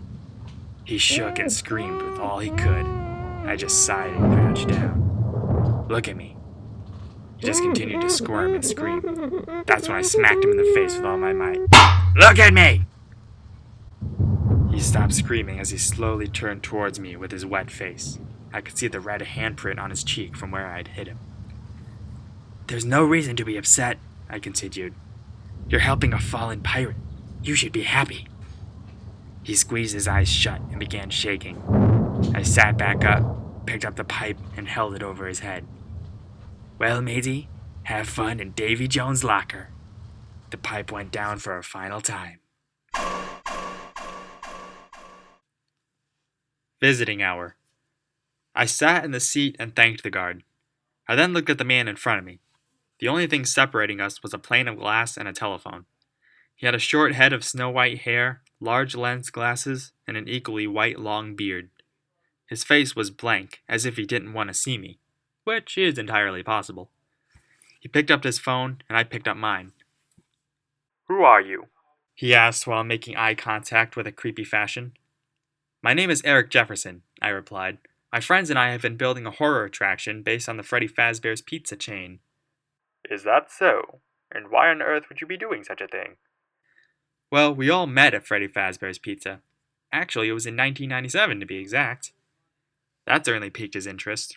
One of his eyebrows rose. I see. So why would you be visiting me? Well, shouldn't it be obvious? I did my research and discovered that you were arrested on June 26, 1997 for the disappearances, possibly the deaths, of 5 children that went missing that year. So? So I'm curious as to why you did it. Who says I did it? Well, you were arrested after video evidence showed you entering the back room with the children. So? Nobody has a video of me committing any murders. Look, you know the franchise on a personal level, so I was wondering if you could just clarify a few things for me. Fine, I guess. I have nothing to lose. So I did a bit more research, Mr. Morato, and I discovered you were actually the manager of Freddy Fazbear's Pizza in 1987, where a man was supposedly severely hospitalized after one of the animatronics bit his head. Keyword, supposedly. Well, we happen to know better. We've seen this bite victim for ourselves. He just stared at me with an angry expression. He then muttered something under his breath as he looked down. I think I could hear him say, Fitzgerald, whoever that is. All right, He finally replied. but what does this have to do with anything? Well, I then discovered you also worked at the Freddy Fazbear's Pizza location in 1973 as a waiter. Again, what does... That year, that place closed because 5 children went missing. He stared at me again. He didn't look too happy. You would have been around your mid-30s at that time, I continued, so it's not like you were too young to remember that. You really aren't answering the question of what this has to do with anything. Actually, I think I am. In 1973, you worked at an establishment where 5 children went missing on June 26th. Then, 24 years later, to the day, you were arrested for the case of 5 more missing children. So what? You think I was responsible for the disappearances in 1973? I'm not saying that, but I'm sure you know something. He shrugged. Maybe I do, maybe I don't. What's it to you? Well, we're basing the horror attraction on the rumors, so we need as much info as possible. He just stared at me again. We were both silent for a while, waiting for one of us to speak. I will say this. He finally told me. I didn't do anything to any children in 1973. I will give you my word on that. Do you know anything about who did it? I do. Who was it? I ain't spilling the beans on his name. Not that it matters. I don't care about the name. I just want to know what his role was. Was he a waiter, mechanic, guard? Heh. He was a bit of everything. One of the greatest employees in company history. Oh, really? There's not a job that man couldn't do, although he did prefer working as a performer. You mean, like, being with the children? You got it. Jesus, he must be a sicko. That he was. I notice you keep referring to him in the past tense. Why is that? Why do you think? Oh, so he's... Yup, burning in the deepest level of hell. How did he die? Well, now that's a company secret. Come on, what's the harm of telling me? Only the fact that all employees were sworn to never telling a soul. Ever. What could possibly require that much secrecy? Well, only the few remaining workers at the Freddy Fazbear's Pizza at the time will ever know. You're really not going to tell me? Even if I wasn't sworn to secrecy, I don't see a point in informing you of what happened. Fine, I suppose that's fair.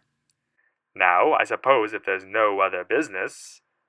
Okay, so from what I've gathered, the one responsible for the missing children in 1973 was an employee who did a little bit of everything, yet preferred being with the kids. And on top of that, he died in a way that caused the entire company to be sworn to secrecy about what happened?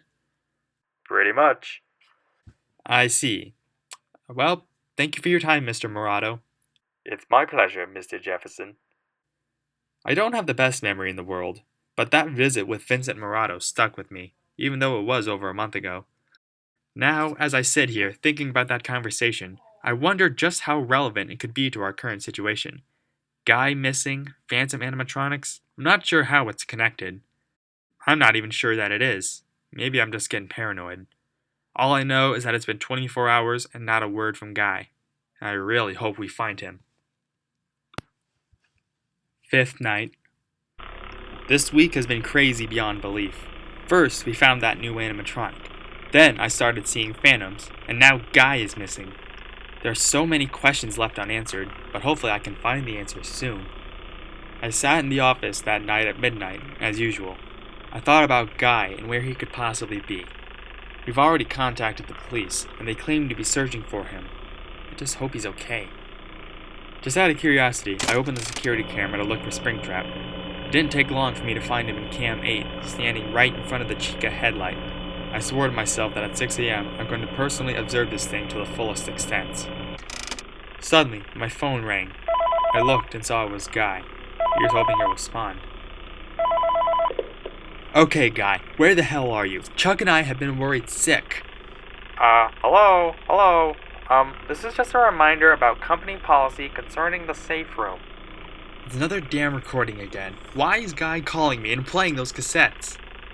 The safe room is reserved for equipment and/or property not being currently used and is in fact a safety location for employees only. Well, I suppose that sheds a bit more light on the mysterious safe room, but it doesn't explain what's going on with Guy.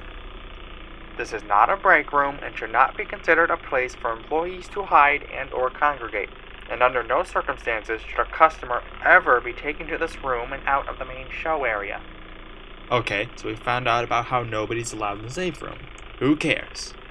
Management has also been made aware that the Spring Bonnie animatronic has been noticeably moved. Wait, did he just say Spring Bonnie?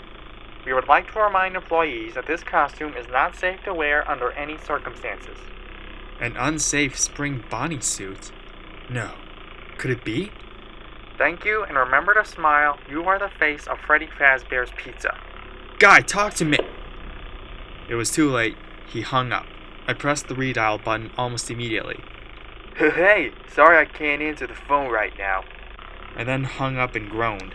I would love to find out what's going on with him, but that's not my biggest focus as of now. I gotta take a good look at this Springtrap animatronic. Or should I call it Spring Bonnie? I opened the camera back up and saw the Springtrap wasn't in Cam 8 anymore. I then pressed play audio to bring it back. Hello? A second later, the bunny came back into view, looking around the room. I laughed as I stared at its confusion. I then began wondering about this thing more than ever. If this is really the Spring Bonnie that the guy in the tapes was talking about, then it would explain its origins, but he mentioned something about it not being safe to wear. Springtrap then walked back down the hall and towards camera 9. I opened the camera and saw him enter the hallway by the entrance, looking at everything. The fact that it can move around like that gives me the creeps. Suddenly, the video feed went out. Figures. I closed the screen and went to the reset the camera system. While I waited for it to reset, I thought about what the guy said about the safe room.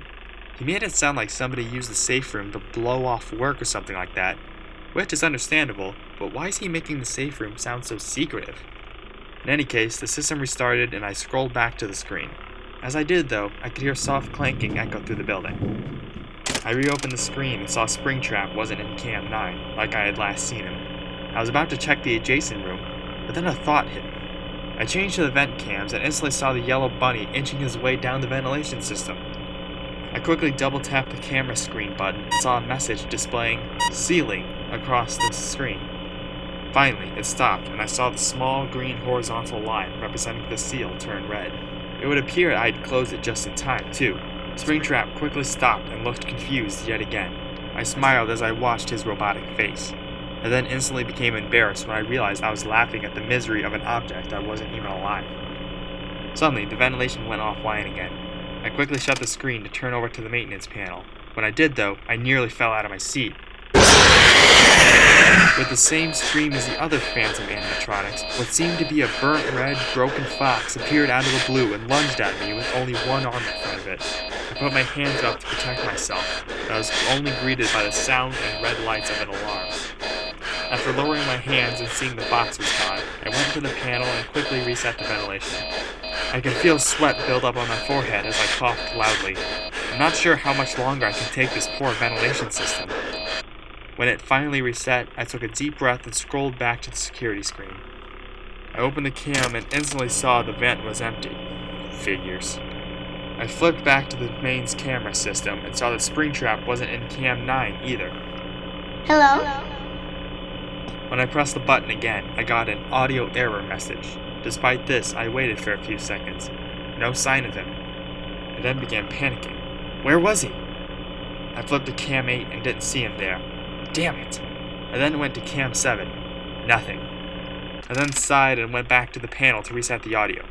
I felt a bit worried that I couldn't find Springtrap anywhere, but I then realized that it may be for nothing, because, again, what's the worst he could do? Though I'd prefer him to stay away from me. When the audio reset, I went back to the screen and immediately went on a hunt for Springtrap. After a quick search, I found him in the arcade, staring at me with his glowing white eyes. God, it's like he's staring into my soul. For the next few hours, it was a simple task of keeping a close eye on the bunny, using my audio to keep him away from me. I had to keep resetting everything, but it was quick and easy with no problems from the phantoms. Finally, at 5:55, I managed to get Springtrap in the arcade again. I smiled as I looked at the clock and realized I just had 5 minutes before I was out of this hellhole. Then Chuck would come in and help me investigate this contraption. I looked back at the screen and saw that Springtrap was gone. I also heard metal clanking echo. I checked the vent cam and saw that, sure enough, he was inching through the vents, but this time at a faster pace. I quickly double-tapped the button and waited for it to seal up.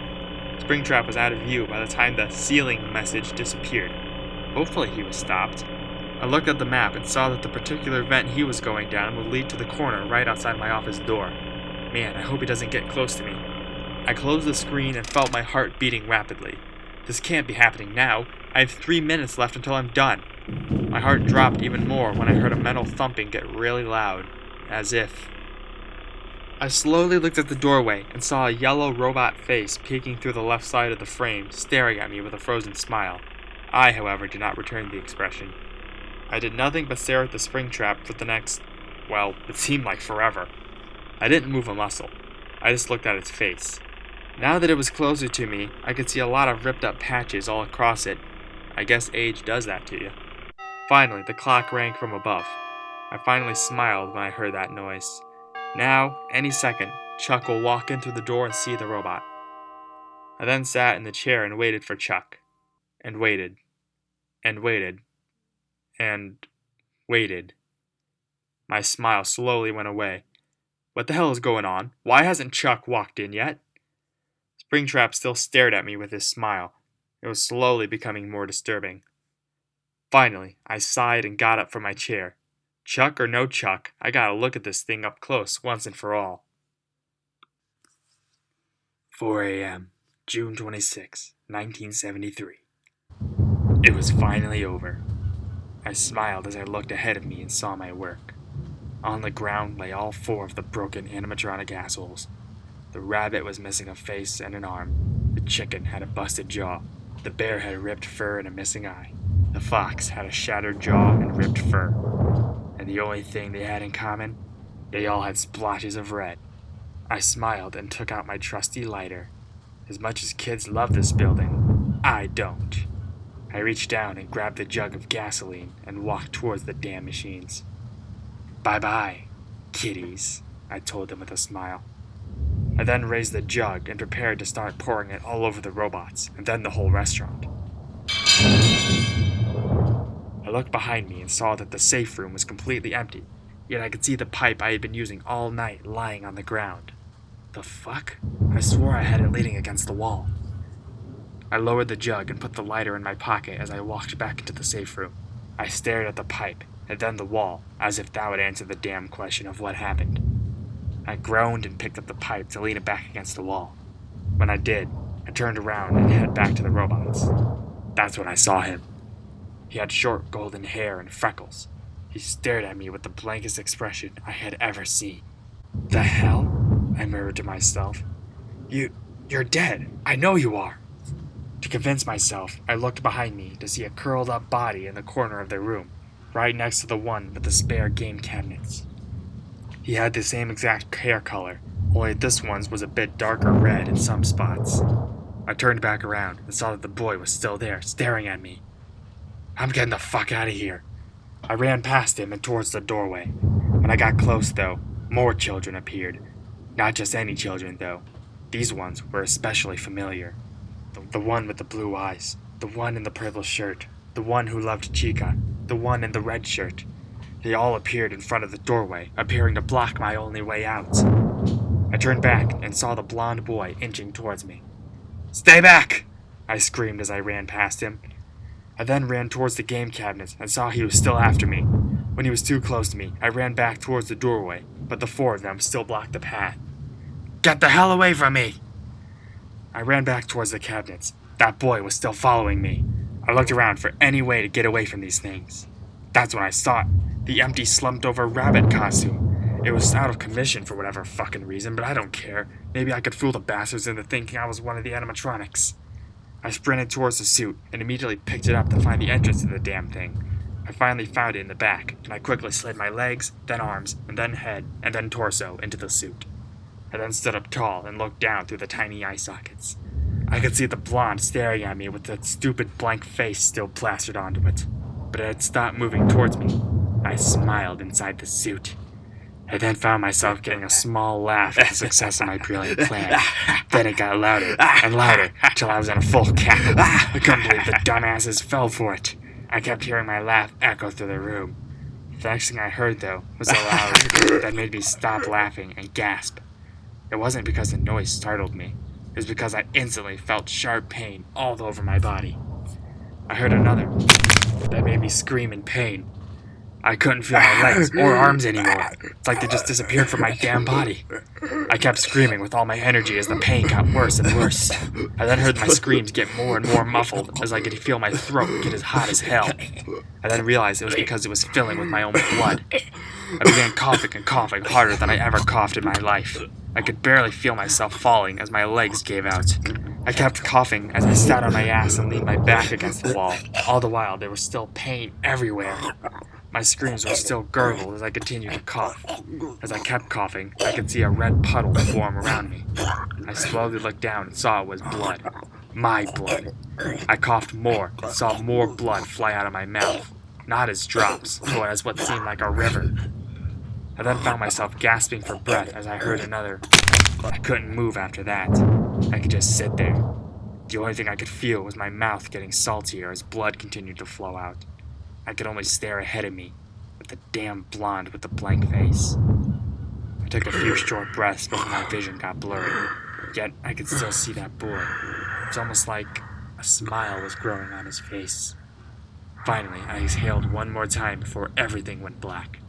No more feeling in my body. No more tasting blood. No more kids. Seeing the Springtrap. I slowly inched towards the robot in the doorway. He was still staring at me with glowing eyes and a creepy smile. As disturbing as he was, I needed to find out what's going on with this thing. I was finally a foot away from him. His face was really close to mine. When we got close enough, I found myself coughing. But it wasn't from the ventilation. It was from the smell. I can't believe I didn't realize it before, but this suit smelled horrendous. Granted, it's been locked away for a few decades, but still, it's like something died in it. Which honestly wouldn't surprise me if this suit is what I think it is. I continued to observe the robot from a short distance. I could see red stains all over the chest area, as well as the arms and legs. It almost looked like blood. I slowly backed away from the machine. It was still frozen in place, with its eyes still locked into mine. I think I finally have an understanding to everything. I gotta tell Chuck about this. Pulled out my phone and dialed Chuck's number, all the while keeping my eyes on Springtrap. The phone rang a few times before I got a response. Hi, this is Chuck Cameron of Fazbear's Fright, the horror attraction. I currently cannot answer the phone right now, but you can call either of my colleagues, Eric Jefferson and Guy Cawthon, for any information on the attraction. If this is a personal call, just leave a message and I'll call you back ASAP. Thank you. I hung up slowly, not breaking eye contact with the bunny. What could Chuck possibly be doing right now, and why hasn't he told me? Then my heart dropped. I realized this is exactly what happened to Guy. Disappearing out of the blue, not answering calls. What the fuck is happening? Suddenly, Springtrap quickly bolted towards the attraction and into the air vent, disappearing from view. As much as I should probably be seeing what he's doing, I just want to get out of here. I bolted out of the office and ran the opposite way, towards the exit. I unlocked the door, opened it up, left, and locked it back up. I then pulled out my phone and tried to call Chuck again. Hi, this is Chuck Cameron of Fazbear's Fright, the horror attraction. I hung up and felt myself slide down the door. If this is a prank between him and Guy, it's not funny. I'm seriously worried sick. I then sighed and stood up. I really need to look into this whole thing even more. The interview. Good evening, Mr. Jefferson, Miss Roddington told me with a smile as I sat down. Good evening, I replied with a grin that I tried to make look happy. It's unfortunate the other two had to cancel at the last minute. It is, but there were complications in their schedules. Don't worry, I know them well enough to know what they would have said. That's wonderful to hear. So how does this work exactly? Oh, it's nothing too complicated or nerve-wracking. It's just me asking you questions about your attraction and all the good stuff. I will, of course, be recording it so I don't misinterpret anything. It shouldn't take more than 10 minutes. All right, then. The reporter in her early 50s then pulled out her mini voice recorder and placed it in the table in front of us. Okay then, Mr. Jefferson, let's start with this. Why did you and your friends, Chuck Cameron and Guy Cawthon, decide to create a horror attraction based on the Freddy Fazbear's Pizza chain? Well, it's actually pretty interesting. We all met at Freddy Fazbear's Pizza in 1997, specifically June 20th, my 6th birthday. After keeping in touch ever since, we discovered that restaurant in particular was closed the same year for sanitation violations, but there were rumors that there were other reasons. So, we put our minds and skills together about what those reasons could be and eventually came up with Fazbear's Fright. Minds and skills? What skills would that be? Well, Chuck has always been outgoing and a real people person, so he was perfect for finding old employees and getting information. Guy loves antiques of any kind, so he was able to get good deals on old merchandise from the old locations. And me? Well, I'm good at being a horror guinea pig, so I test the attraction every now and then to make sure it delivers the best fright it can. I see. So you claim you came up with some sort of reason why the restaurant closed? Care to share that reason? Well, I don't want to reveal too much, but we believe there have been some incidents of missing children throughout the company's history, as well as one incident of a customer getting injured from one of the animatronics. That last part almost seemed to make her smoky red hair stand on edge as she took a deep breath. All right then, she finally replied. So please tell me about what we can expect from this attraction. Well, it's dark and ominous, save for a few lamps made from old animatronic body shells. There are old sounds from voice boxes constantly playing as well. We also recently found some old audio training cassettes that we plan to play near the office of the complex. What about the scares? Surely a horror attraction must have actual scares. Well, I don't want to reveal our biggest company secret, but we recently found something that is surely to make our audience scream in terror. It's old, never before seen, and frightening as hell itself. Interesting. Alright then, Mr. Jefferson, tell us, where can we find Fazbear's Fright and when does it open? You can find Fazbear's Fright in the center of the Scottsdale Strip Mall in downtown Scottsdale. It opens this Monday, June 26th at 12 a.m. Sounds intriguing. Thank you, Eric Jefferson. No problem at all, Courtney Roddington. She then leaned over and turned the recorder off. See? She asked. Nothing to worry about. I suppose not, I replied with a more confident smile. Thanks for having me. Oh, it's my pleasure, she replied as we shook hands. Good luck to your attraction, and tell your friends I wish them luck as well. Will do. I then grabbed my coat and left the newspaper building. Well, it was a quick and easy interview, but I'm still not entirely relieved. Chuck and Guy are still not here, and the attraction officially opens in less than 29 hours. On top of that, I still have to watch the place again, which means 6 more hours of being in the same building as Springtrap. I really hope everything runs smoothly for me, and I really hope I can find my friends. 6th night. I walked into the attraction right at midnight. The place opens to the public in exactly 24 hours. I have until that time to find Chuck and Guy and get everything sorted out. Here's hoping. I instantly opened the screen and looked for Springtrap. I found him on cam 10, hiding off in the corner. I could already tell it was going to be a nightmare to survive tonight. My phone rang, right on cue. Sure enough, it was Guy's phone calling. I answered and hoped for the best. Hello? The man in the recordings again. Figures. This is just to inform all employees that due to budget restrictions, the previous mentioned safe rooms are being sealed at most locations, including this one. Sealed? Why would budget restrictions cause a safe room to be sealed? Work crews will be here most of the day constructing a false wall over the old door base. Nothing is being taken out beforehand, so if you've left anything inside, then it's your own fault. Wow, they didn't hesitate to get that thing sealed. Management also requests that this room not be mentioned to family, friends, or insurance representatives. That's when my jaw dropped as I remembered my conversation with Murado. Could that safe room have something to do with what happened to that old employee in 1973?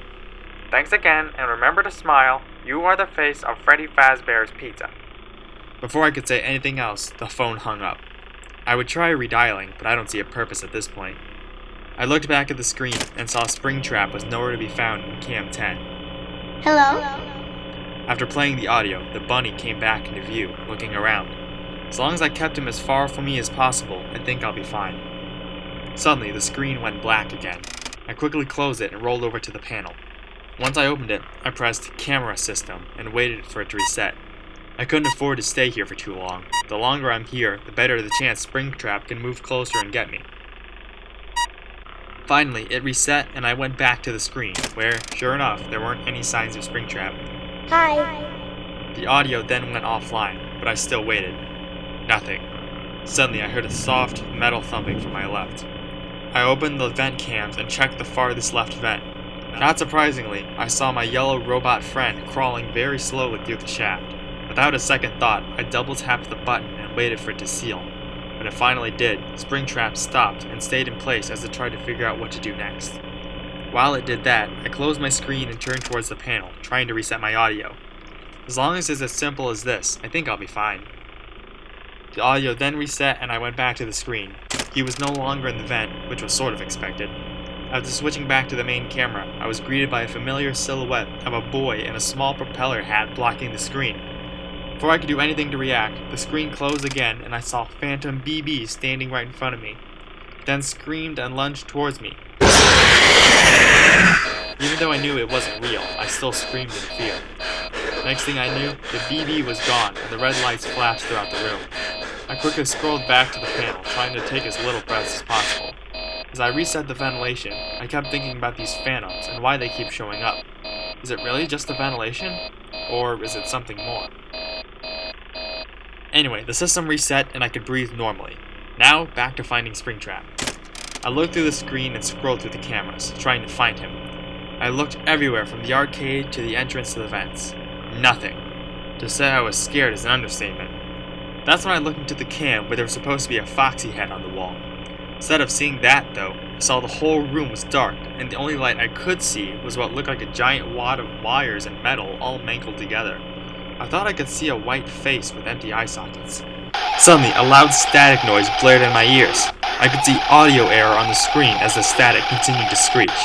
I closed the screen and hurried to get the panel.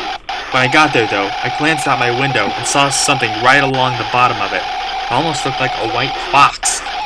At any rate, the noise was still blasting in my ear, so I quickly opened the panel and restarted the audio. I really hope I didn't wind up deaf from all this noise.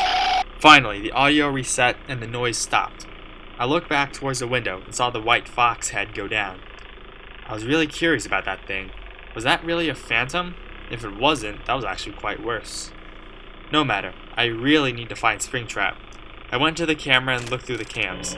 I still wasn't seeing any sign of him. This is not good. Hello? I played the audio in cam 7, hoping it would work. Suddenly, I saw a dark outline appear in the doorframe. I sighed with relief. I finally knew where he was. But, as luck would have it, my screen went black. I just groaned and went back to the panel. Why must I continue to have difficulty with this maintenance panel? As I waited for it to reset, I thought I could make out a familiar silhouette of a bear walking across the window again. I stayed focused on the panel. I didn't want to worry about any more phantoms. When it finally reset, I quickly closed the panel and rolled back to the screen, ignoring the Phantom Freddy in the process. I looked back at the screen and saw Springtrap had escaped my sight yet again. I looked in the adjacent rooms, seeing where I could find him. That's when I checked Cam 8 and my eyes widened. In the end of the hallway, standing tall and menacingly, was a figure with a white face and tall, skinny limbs. He also spotted a spooky smile and scary eye sockets. Just then, another ringing sound played in my ears, but it sounded less like static this time. My vision also went black for a moment. The worst part is, I suddenly felt paralyzed. The lights went back on, and I saw a burnt version of the figure I had just seen in the hallway, only he was now right in front of my face. His eyes appeared to be glowing the same familiar glow as he stared at me. All the while, the ringing continued and I remained still. Maybe it was fear or maybe something paranormal, but either way I was stuck. Finally, after what seemed like forever, the phantom disappeared and I felt myself sweating heavily. The ringing gradually got quieter as I looked around with confusion. What the fuck was that about? That's when I remembered Springtrap. I went back to the screen to try and look for him. I definitely gotta be careful which camera I look at though. That's when I saw him in Cam 2, which would put him in the hallway to the right of my office. He's close, but that's as close as he needs to be before it gets really risky. I continued to stare at the yellow robot with extreme focus. Any more distractions would cause me certain doom for sure. I continued to stare at him through the screen, waiting for his next move. Suddenly, the ventilation went offline. You know what though? I don't care. I'm just gonna sit here and watch this damn thing no matter what. I continued to stare at him. He was just sitting there, almost as if he could see me through the camera. I then found myself coughing a bit, but I still need to watch him. My vision then went a bit black. I found myself blinking really fast. I kept on coughing. I don't remember much after that. All I know is Springtrap was still in my screen staring at me. Then, my vision went black. I opened my eyes back up and looked around. Everything seemed normal. I looked at the clock. 5:30? How long had I been out? That's when my heart started beating rapidly. Where was Springtrap? I went back to the cameras and looked around rapidly. No sign of him. Shit. I then put the camera away. When I did, I heard a loud scream as a figure appeared in front of me. But it wasn't a phantom. No, it was a yellow, decomposed rabbit I had been watching all week. The next thing I knew, it tackled me, causing me to fall backwards out of my chair. Lying on my back, I looked at Springtrap in horror as I felt a tight grip on my shoulders. His smelly face was right up to mine, and he still sported that stupid grin. That's when I heard it say something I had never heard it say before. It was a slight, and I mean very slight, whisper, but it said, "It's me." My eyes widened. What was that supposed to mean? I then used all my strength to push Springtrap off of me. He flew backwards and onto the desk. That's when I got up and ran towards the office door, sprinting with all my stamina. I left the office and turned left, taking me to the exit. I then pushed the door. Nothing. I pushed again. It didn't open. Well, I guess if I'm going to get out of here, I'm going to have to take the long way. Let's hope I can get there in one piece. 5 a.m., June 26, 1973. I looked at him. The other four did too. He hasn't moved in what felt like an hour. All I could see of him were 2 eyes in the sockets.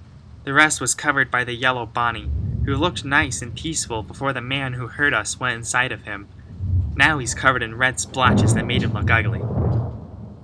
Now what? I heard the girl with the big blue eyes ask very quietly. Can we go home now? The boy in the purple shirt asked. How should I know? I replied. I just want to see my mommy and daddy again. The other girl cried with tears rolling down her face. Me too. The red-shirted boy agreed. I'm sure we'll see them again, I told him confidently. Let's just wait for one of the adults to come in and help us. You can't.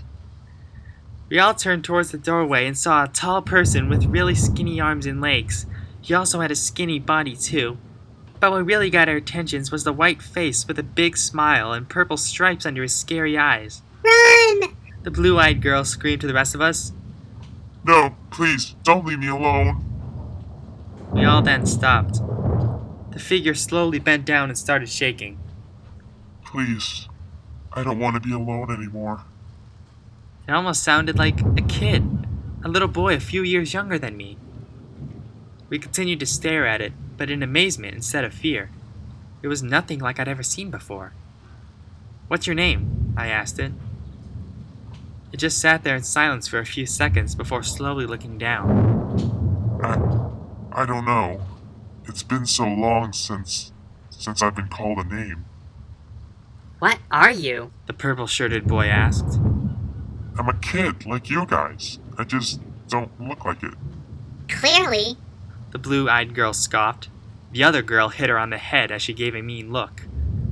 All I know, It continued, is that my mama was being hurt by my daddy. So I ran outside and towards the safest place I could think of, my friend Fredbear's house. Fredbear? I asked in confusion. Don't you mean Freddy Fazbear? I don't know, maybe. Anyway, the man inside said he'd let me inside and see Fredbear in a minute. But the next thing I knew, I was hurt in my side, and then I could see myself lying down like I was sleeping, but I was all red. You mean like us? I guess so. I also saw a purple man run away from my sleeping body and into a car. I don't remember much after that, but I do know I got mad. Mad? Why? Because a grown-up wouldn't let me see Fredbear, and then a grown-up hurt me, and I couldn't see my mama or daddy again. I could only stay here, and it's all because of grown-ups. That's just like us, I said with giant eyes. That man hurt us. All of us. That's because he's a grown-up. All grown-ups want to hurt us. Really? The purple-shirted boy asked. Well, every grown-up at this place does. That's why I want to make sure this doesn't happen to anyone else. How are you going to do that? I asked. With your guys' help. Us? What can we do?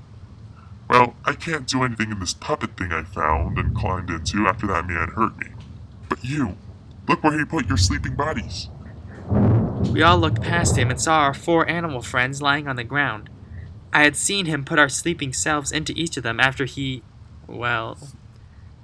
I can make you guys control the animals. Then you can hurt the grown-ups for being mean to us.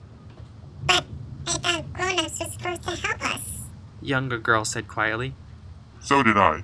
But look what they've done to all of us. We then looked at each other. As much as I hated to admit it, this kid puppet thing was right. We need to stop grown-ups from hurting anyone else. I just have a question, I told him. What about me? Well, I saw another animal that I think you can go into in a room nearby. What kind of animal? It looks like the bear over there, but yellow. Yellow? That's my favorite color. So you'll all do it? You'll help me? Sure, I told him. I'll help, Me 2. the blue-eyed girl told him. Me 3. Me 4. Me 5. Yay! Okay, I'll help you all into the suits. Wait, What? what about the man that hurt us all? The one in the yellow bunny? Don't worry, I know how to make him pay. The true Fright. I ran down the hallway in front of the office. I took a glance through the window and saw Springtrap was nowhere to be seen. I really hope he just fell on the floor. I then found myself in the corridor with the Bonnie shell at the end of it. I just needed to run towards it and make a left. That's when I felt something grab my ankle. I looked down and noticed I was right by the air vent, and a yellow arm was extended out of it and the hand was around my leg. I used my free leg to stomp on the animatronic limb a few times. It finally loosened its grip when I slipped out and ran towards the Bonnie. I then made a left and found myself in the hallway towards the arcade. But I could take a shortcut through the hallway with the Chica light. I made a quick right and bolted towards the end of the hall. From there, I made another right and saw the exit, or rather, entrance, in plain sight. I really hope this door is unlocked. Then I saw a familiar figure slowly emerge from the vent by the door. But that's impossible. That vent was sealed. Unless Springtrap unsealed it? Either way, the robot was right by my source of freedom, so I need to get away from it. That's when I saw a vent right next to me. If my memory is correct, it should be able to take me back to the hallway outside of my office. It's a huge backtrack, but it will at least keep me safe. I quickly crawled through the shaft and climbed down the path. Unfortunately, it was completely dark, so I'm only relying on my sense of sound and touch. I crawled through for what seemed like forever. I'm honestly not even sure what time it is, but I don't think hearing a clock ring 6 a.m. is going to make a difference.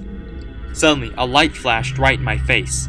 After blinking a bit, I saw a camera right along the edge of the vent, which also appeared to be the source of the light. So this is how I could see clearly through the vents. That's when I heard a whirring noise. I looked forward and saw a grate slowly lower. Shit, I'm being sealed in. I tried crawling even faster, but it was too late. The grate went down. I'm trapped. I looked behind me and saw a vent path that would lead to what I believe to be the arcade. I guess it's my only shot. Maybe I can make it to the entrance. It was a tight maneuver, but I turned around and went back towards the vent. I crawled as fast as I could towards the arcade opening. When I finally made it out, I looked around and saw the game cabinets were lit up, which is only weird because they were off at night. The one that got my attention the most was the newest one. I thought it was supposed to only have 3 games, but I saw a 4th option on the screen. I walked over to it and looked at it. It read, Happiest Day. I then heard footsteps rapidly approaching me. I realized I had more important things to do than look at a stupid glitchy game cabinet. I ran out of the arcade and towards the hallway towards the entrance. After a large sprint, I saw that the exit was completely free. No robots, no phantoms, nobody. I then ran towards the door and pushed it. I think my heart stopped for a few seconds when it didn't open. I kept pushing it, screaming in terror and frustration. Why aren't the damn doors opening? Surely they should be unlocked from the inside. I then heard footsteps behind me. I looked and saw Springtrap in the doorway into the hallway, only he was now holding something. It looked long and narrow, like a lead pipe. I looked across from me and saw the open air vent. I can at least make it back to the office from here. I ran to the opening and bent down to climb in. Out of my peripheral vision, I saw the robot sprint towards me. I hurried as fast as I could to get in. I almost had my legs in, but then I felt a sharp pain in my calf as something hit me with a loud thud. As I screamed in pain, I felt something grab my leg tightly and pull on it. I tried putting my hands to the side of the vent to try and stop myself from sliding. I also kicked my legs with all my strength to loosen the machine's grip on me. Despite my best efforts, I was yanked out of the shaft. When I was out, I looked and saw a yellow arm was tight on my legs and another one was holding the pipe above me. I moved my body out of the way before the pipe went down right where I should have been. In a last-ditch effort, I reached towards the fallen pipe and grabbed it. I then yanked it out of the robot's hands as I smacked it on the head. It then let go of my legs as both of its hands grabbed where I hit it. I quickly got up and swung at it again. This time, it was right on top of the head between the ears. This time, Springtrap fell completely to the floor, lying on its back. With no thought going into it, I swung the pipe at its face. A loud crack was heard as I did it. I swung again and hit him in the forehead. I could see a giant split form alongside his head. I didn't care though. I swung again. This time, I hit him so hard that his entire face flew off. When it did though, I stopped swinging and I looked in horror. Under the mask was an animatronic endoskeleton, mushed together with what looked like a human skull. It was red from decomposition, but it was definitely human. I think this finally explains the awful smell. If I had to guess, this body must have been in here for decades. Springtrap then quickly stood up and lunged at me. He tackled me to the ground and his hands wrapped around my throat. I tried to pry them off, but it was no use. This machine was stronger than human muscles. I stared into Springtrap's glowing animatronic eyes, which were located right in the eye sockets of the skull. I tried gasping for air, but what little breath I did get in was filled with the aroma of a rotting corpse. My vision started going black again. I couldn't get any more strength to try and defend myself. This is it. I'm gonna die from a robot. All because the doors were locked. I hope there was a good reason for that. The last thing I saw before blacking out again was the rotten face of the greatest part of our attraction. Burning a business. Dude, are you sure we didn't go too far? I'm sure, guy. Eric knows how to take a joke. But faking disappearances? Okay, maybe he'll be a bit pissed, but it'll be perfect for setting him in the mood for the attraction. I guess, man. But was blocking the exits from the outside really necessary? I mean, what if there's, like, an emergency? Like what? You know the whole faulty wiring thing was just a joke. I know, man, but I'm just worried. Just relax. It's 6 a.m. and we're almost there. That's when we'll head inside and tell Eric everything. I guess you're right. Guy and I were silent for the rest of the car ride over to Fazbear's Fright.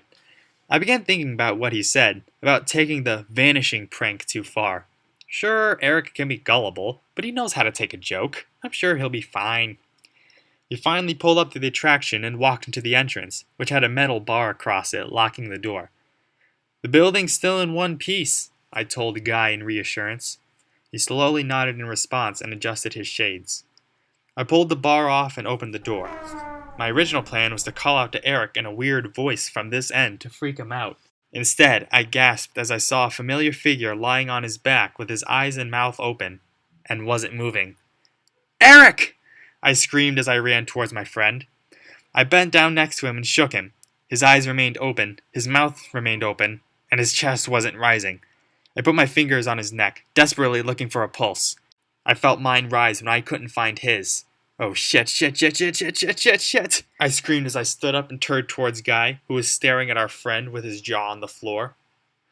He's not breathing, I told him. What do you mean he's not breathing? I mean he doesn't have a damn pulse! What happened? I'm not a doctor, dumbass, how should I know? Guy then hustled over to Eric and looked at him closely. Are those bruises on his neck? He finally asked as he raised his shades a bit. I looked, and sure enough, there were large purple areas on his throat that looked pretty fresh. Too fresh. Did someone come in here and strangle him? How could anyone have gotten in and put the bar back on the door from the outside? I replied with a pounding heart. Well, there aren't any windows. The exterior ventilation is too high up. So what else could it possibly be? Well, the only solution I could think of is that there was somebody already in here before we locked up. But dude, we locked it at midnight, right after he went in. Look, Guy, I don't know what happened, but... I then stopped and looked past him. At the end of the hall, standing high and mighty, was the rabbit animatronic we had found at the beginning of the week. Only now it seemed to be missing its mask, and I could see a human skull mixed inside of its metal head. What is it, man? Guy asked. He then looked around and saw it too. He froze when he looked at the disturbing sight. What the? I thought Cleo didn't fix it, I whispered in response. Same here, man. Let alone make it look terrifying. Suddenly, it slowly walked toward us, with its footsteps seeming to boom as I got closer. Dude, I don't like this. Me neither. I then stopped. Something didn't smell right. And that's not an expression. Something literally didn't smell right. Guy? Yeah, Chuck? Do you smell that? You mean that sweaty smell? Sorry, man, that's just me. No, I'm talking about the smoky smell. I then looked back towards the hallway, and I saw what looked like a small bit of light near the robot's leg. It took a second to realize what it was. It's on fire, I gasped. It's burning! The machine then stopped and looked down at itself, as if it could hear me. It then started swatting at the flame, trying to extinguish it. Unfortunately, all that happened was that the fire spread to his hand. I might have just been imagining things, but I think it started screaming. It was low-pitched and almost demonic, but it was definitely sounding like some sort of howl. That's when I saw the spark from the fire fly off the robot, and onto one of the drawings. And seeing how this paper is more than 30 years old, it's definitely dry and definitely flammable. The fire quickly built up and spread to the other drawings next to it. Oh shit, I screamed. We gotta get out of here. What about Eric? He's dead, Guy. There's nothing we can do. I then ran out the door and into the parking lot. I looked and saw a guy right behind me, closing the door behind him in the process. Normally I would ask why, but it's fairly obvious he didn't want that Springtrap following us out. Why couldn't we have just installed a damn sprinkler system? I asked nobody in particular as I pulled out my phone to call 911. Dude. I looked up and saw black smoke pouring out of the ventilation shafts up top. The fire was spreading fast. He made it out just in time. Well, this is perfect, I murmured with a slight watery feeling in my eye, and not from the smoke. My friend is dead because he couldn't leave, and the business we put so much into is on fire. I put the phone in my ear and waited for the dispatcher to answer. This was going to be fun to explain. Aftermath. So to be clear, Mr. Cawthon, the officer concluded as he looked into his notebook, you pretended to go missing for about a week, when in actuality you were staying at a motel? Pretty much, Guy replied as he rubbed the back of his head. And Mr. Cameron, you decided it would be a good idea to block all the exits in the establishment Mr. Jefferson was in? I suppose so. And you claim the fire started because of faulty wiring in an old animatronic robot? We believe so, yes. Well, we still have a lot to look into about this whole thing. Stay in town until we can figure out what exactly happened. Of course, officer. He then tipped his hat and walked towards his car, and then slowly looked towards the attraction. I suppose it's a real relief that the outside miraculously survived.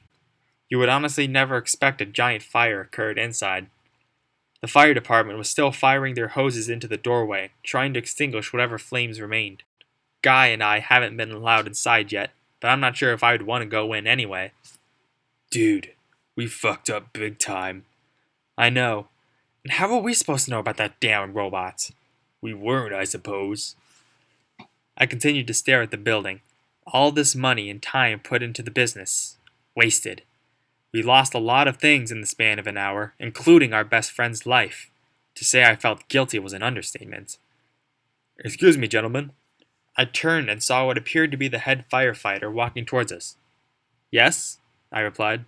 I have a short list of things that survived the fire, he told us as he pulled out a clipboard. What made it? Well, as I said, it's a short one. All we found were a few bobbleheads, an arcade cabinet, and a white clown-looking mask. Is that all? Well, that and... He then pointed behind him, and I looked past him. My eyes widened as I did. I could see paramedics rolling a stretcher across the parking lot and towards the ambulance. The stretcher was covered by a white sheet, but I could see an unburned arm hanging down. You mean Eric's body? Call it a miracle, but he was completely untouched from any burns or ash. They're taking him to the hospital to perform an autopsy. I see. I think we should be done extinguishing the flames, he continued as he turned towards the building. If you wish to head inside, you may. Thank you, I replied with a nod. He then gave a nod back and went to the fire truck. What do you say, man? Guy asked. Want to look inside? Sure, why not? We then went to the entrance and walked through the doorway. All we could see was black and gray everywhere, save for the perfect outline on the floor where our dead friend was lying. How did he not get burned? I asked myself quietly. Guy remained quiet, not that I was expecting him to know the answer. I then walked along the next hallway, where the only thing that wasn't black and crumbled was, as the fireman said, the prize puppet mask. Bit weird how that survived, too. Finally, we got to the arcade, where all the other cabinets were nothing but collapsed metal and wire. However, the only cabinet remaining was at the far end. I recognized it as the newest one we found, the one that worked, the one that was currently on. I walked to it and looked at the screen. I could have sworn there were 3 games on this thing. Why do I see a 4th option called Happiest Day? I selected it and instantly found what looked like a small gray figure in some sort of party. There were tables in the background with a few people wearing what looked like animal masks. They didn't look like characters from any Fazbear's Pizza, though. I scrolled the character to the left a bit. It was still nothing but tables and people wearing masks. What the hell is going on in this thing? Finally, I came across a table where there was only one person. It was gray as well, and it looked sad. Next to the table were 4 more gray people that were wearing masks. Only these ones were recognizable. A bear, a bunny, a chicken, and a fox. I moved my character towards the table and towards the crying person. When it touched the table, though, the character stopped, and a giant cake appeared on the table. Suddenly, the crying person seemed to open its eyes and look at the cake. Then, out of the blue, a mask appeared on its face. It looked like a bear as well, only a lighter shade of gray as the other one. Then, all 6 gray figures disappeared, with colorful balloons replacing them and floating away. The only thing left of them besides that were their masks, which fell to the floor. The only one that got my attention, though, was the one that appeared in the place of my character. It looked like a familiar white mask with purple stripes and a giant smile. Suddenly, the cabinet sparked and shut off. I backed up and screamed when it did. I then looked at the machine. It looked like it was broken for good now. Come on, I told Guy. Let's keep going. We then continued down the hall, looking at the burnt artifacts along the way. All of these things are irreplaceable, and now they're gone. What a waste. Finally, we got to the office doorway and saw everything was charred except for the 3 figurines on the desk. It's truly devastating seeing all of this destruction. We then walked outside through the exit and looked at each other. What do you think is going to happen to us? Guy asked. Well, the worst I foresee is getting arrested for manslaughter. Comforting. You asked. I then rubbed my eyes and shook my head. I can't imagine what Eric went through. Was he thinking about us in his final moments? Did he suspect that the block doors were our fault? Were his last seconds of life spent in anger for what we did? Chuck? What? Do you see this? I opened my eyes and looked in front of me. I think I know what Guy was talking about. 5 little kids who seemed to appear out of nowhere. The one in the center had blonde hair and freckles, and he seemed fixated on me and Guy. Then a small smile emerged on his face. Don't worry, he told us. We made sure he was safe. I stared in confusion at the kids. What was that supposed to mean? We thought all grown-ups were bad, he continued. But now we know they're all not. Even though we couldn't save your friend from the man that hurt us, we made sure that the fire didn't get him. I continued to stare at him. Was this really happening right now? I know you probably don't understand, he told me. But you need to know, he'll forgive you eventually. Then, in the blink of an eye, they all disappeared. I kept blinking. They were still gone. You saw that too, right? Yeah. I then looked towards the sky. The sun was blaring in my eyes as I stared. Was that child serious about Eric? That he'll forgive us eventually? All I know is that we still have a lot of hell to go through. I just hope it goes as smoothly as possible. Epilogue. I stared at the marble rectangle that marked the spot where my friend was lying 6 feet underground. I read the words again. Eric A. Jefferson, June 20th, 1991 to June 25th, 2017. I slowly shook my head. I felt like the worst friend in the world. Not only was I partially responsible for his death, but I didn't even acknowledge the man's 26th birthday. Some friend I am. Ever since that day Fazbear's Fright burned down, I've been thinking about those children and what that blonde boy told me. I've been asking myself if Eric would forgive Guy and I from beyond the grave. Hey, Chuck. I turned around and saw a familiar man walking towards me. He was tall, had short black hair, and small black soul patch. Hey, Schmidt, I replied. What are you doing here? Just thought I'd pay my respects. I see. We both then stood there quietly at Eric's grave. I don't know what Schmidt was thinking, but I know I was thinking about what I could have done to prevent my friend's death. I could have dragged his body out of the building. I could have tried CPR. I could have just not blocked those damn doors at all. Suddenly, I heard a phone buzzing. Schmidt then took the phone out of his pocket and answered. Hey, he said with enthusiasm and a smile. There was a pause before his smile slowly shrunk. Really? Okay. He then handed his phone to me. She wants to talk to you. She? Anyway, I took the phone and held it to my ear. Hello? I asked. Hi! The voice on the other end replied. It was definitely a girl. She sounded like she was in her early 20s. Who is this? Oh, I'm sorry. I'm Mike's friend from Wisconsin. I believe he mentions me sometimes. Oh yeah, Janine, was it? Jamie, but close enough. So, why do you want to talk to me, Jamie? Because I have someone here that I think you need to talk to. Oh? I then heard silence before I heard a voice I never thought I'd hear again. Chuck? I almost dropped the phone in shock. I wanted to believe this was a cruel joke. But how could it be? Eric?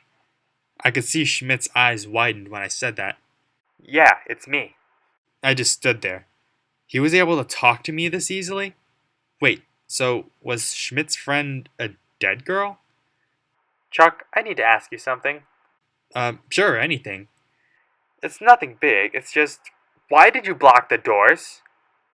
I guess I don't have a good reason. I'm just a terrible person who played a terrible joke. Chuck, you're not a terrible person. You're dead because of my idiotic decision. And on top of that, I forgot your birthday. Huh? My birthday? Don't act stupid, Eric. Oh, that's right. It was my birthday recently, wasn't it? You mean you forgot your own birthday? Huh. I guess I did. I was just so focused on the attraction, you know? Oh. Chuck, there's something you need to know. What's that? There's no way you could have saved me. Huh? I was already dead by the time you found me. I know, but maybe the medics could have revived you. I know you think that, but they couldn't have. I'm really sorry, Eric. Really. You couldn't have known what Springtrap was capable of. Still, I shouldn't have locked the door. Well, admittedly, maybe you shouldn't have. We're just lucky our lawyers got us out of that manslaughter charge. That was the last thing we needed to deal with. I'm sure. So, if you don't mind me asking, what's the afterlife like? Oh, it's better than anything I could have ever imagined. Jamie has been telling me about the place and telling her story about how she got here. How did she get there? Trust me, you do not want to know. Oh, okay then.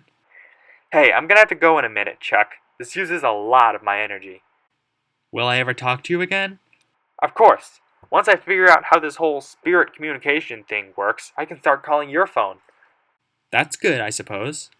So we'll talk again soon then. Okay, and, Eric? Yeah? I really am sorry. It's okay. I forgive you. You do? Of course. Nobody has perfect friends. And again, there's no way you could have known what could have happened. I suppose. Okay, I really need to go now. See ya, Chuck. See ya, Eric. The phone then hung up. I continued to hold it to my ear for a few more seconds before I pulled it away and gave it back to its owner. Crazy, right? Schmidt asked with a nervous chuckle. That's an understatement. Suddenly, my own cell phone rang. I pulled it out and saw it was Guy. Yeah? I asked. Chuck, we have a problem, man. What is it? You know that newspaper article that, talks about the attraction burning down? Of course. I then reached into my pocket and pulled out the folded up clipping. I took it out and read it again. It burns. Fazbear's Fright burns to the ground. A new local attraction based on the ancient pizzeria chain burned down overnight. Authorities have not ruled out foul play, but at this moment it seems to have been caused by faulty wiring. Very little was found at this scene. The few items that were salvaged will be sold at public auction. What about it? I asked Guy. I was looking at the image next to the article and, well... I looked at the picture in question and only saw a black and white image of the Freddy Fazbear figurine that managed to survive the fire. All I see is Freddy, I replied. But, dude, I swear I can see Springtrap behind it. I looked at the picture a bit closer. It was completely pitch black behind the figurine, so it was difficult to see anything. I think you're just seeing things, I replied. You need to get some rest. Maybe. Alright, man. Sorry about that. It's fine. See you tomorrow. Alright, see ya. I hung up and looked at the article again. It's no wonder Guy might be paranoid. No matter how hard the fire department looked, they couldn't find any sign of an animatronic anywhere. It's as if it was never there. This has been an interesting week. I lost my friend, my business burnt down, and there's possibly a homicidal robot on the loose. I guess you could call this whole experience a Fazbear Fright. The end.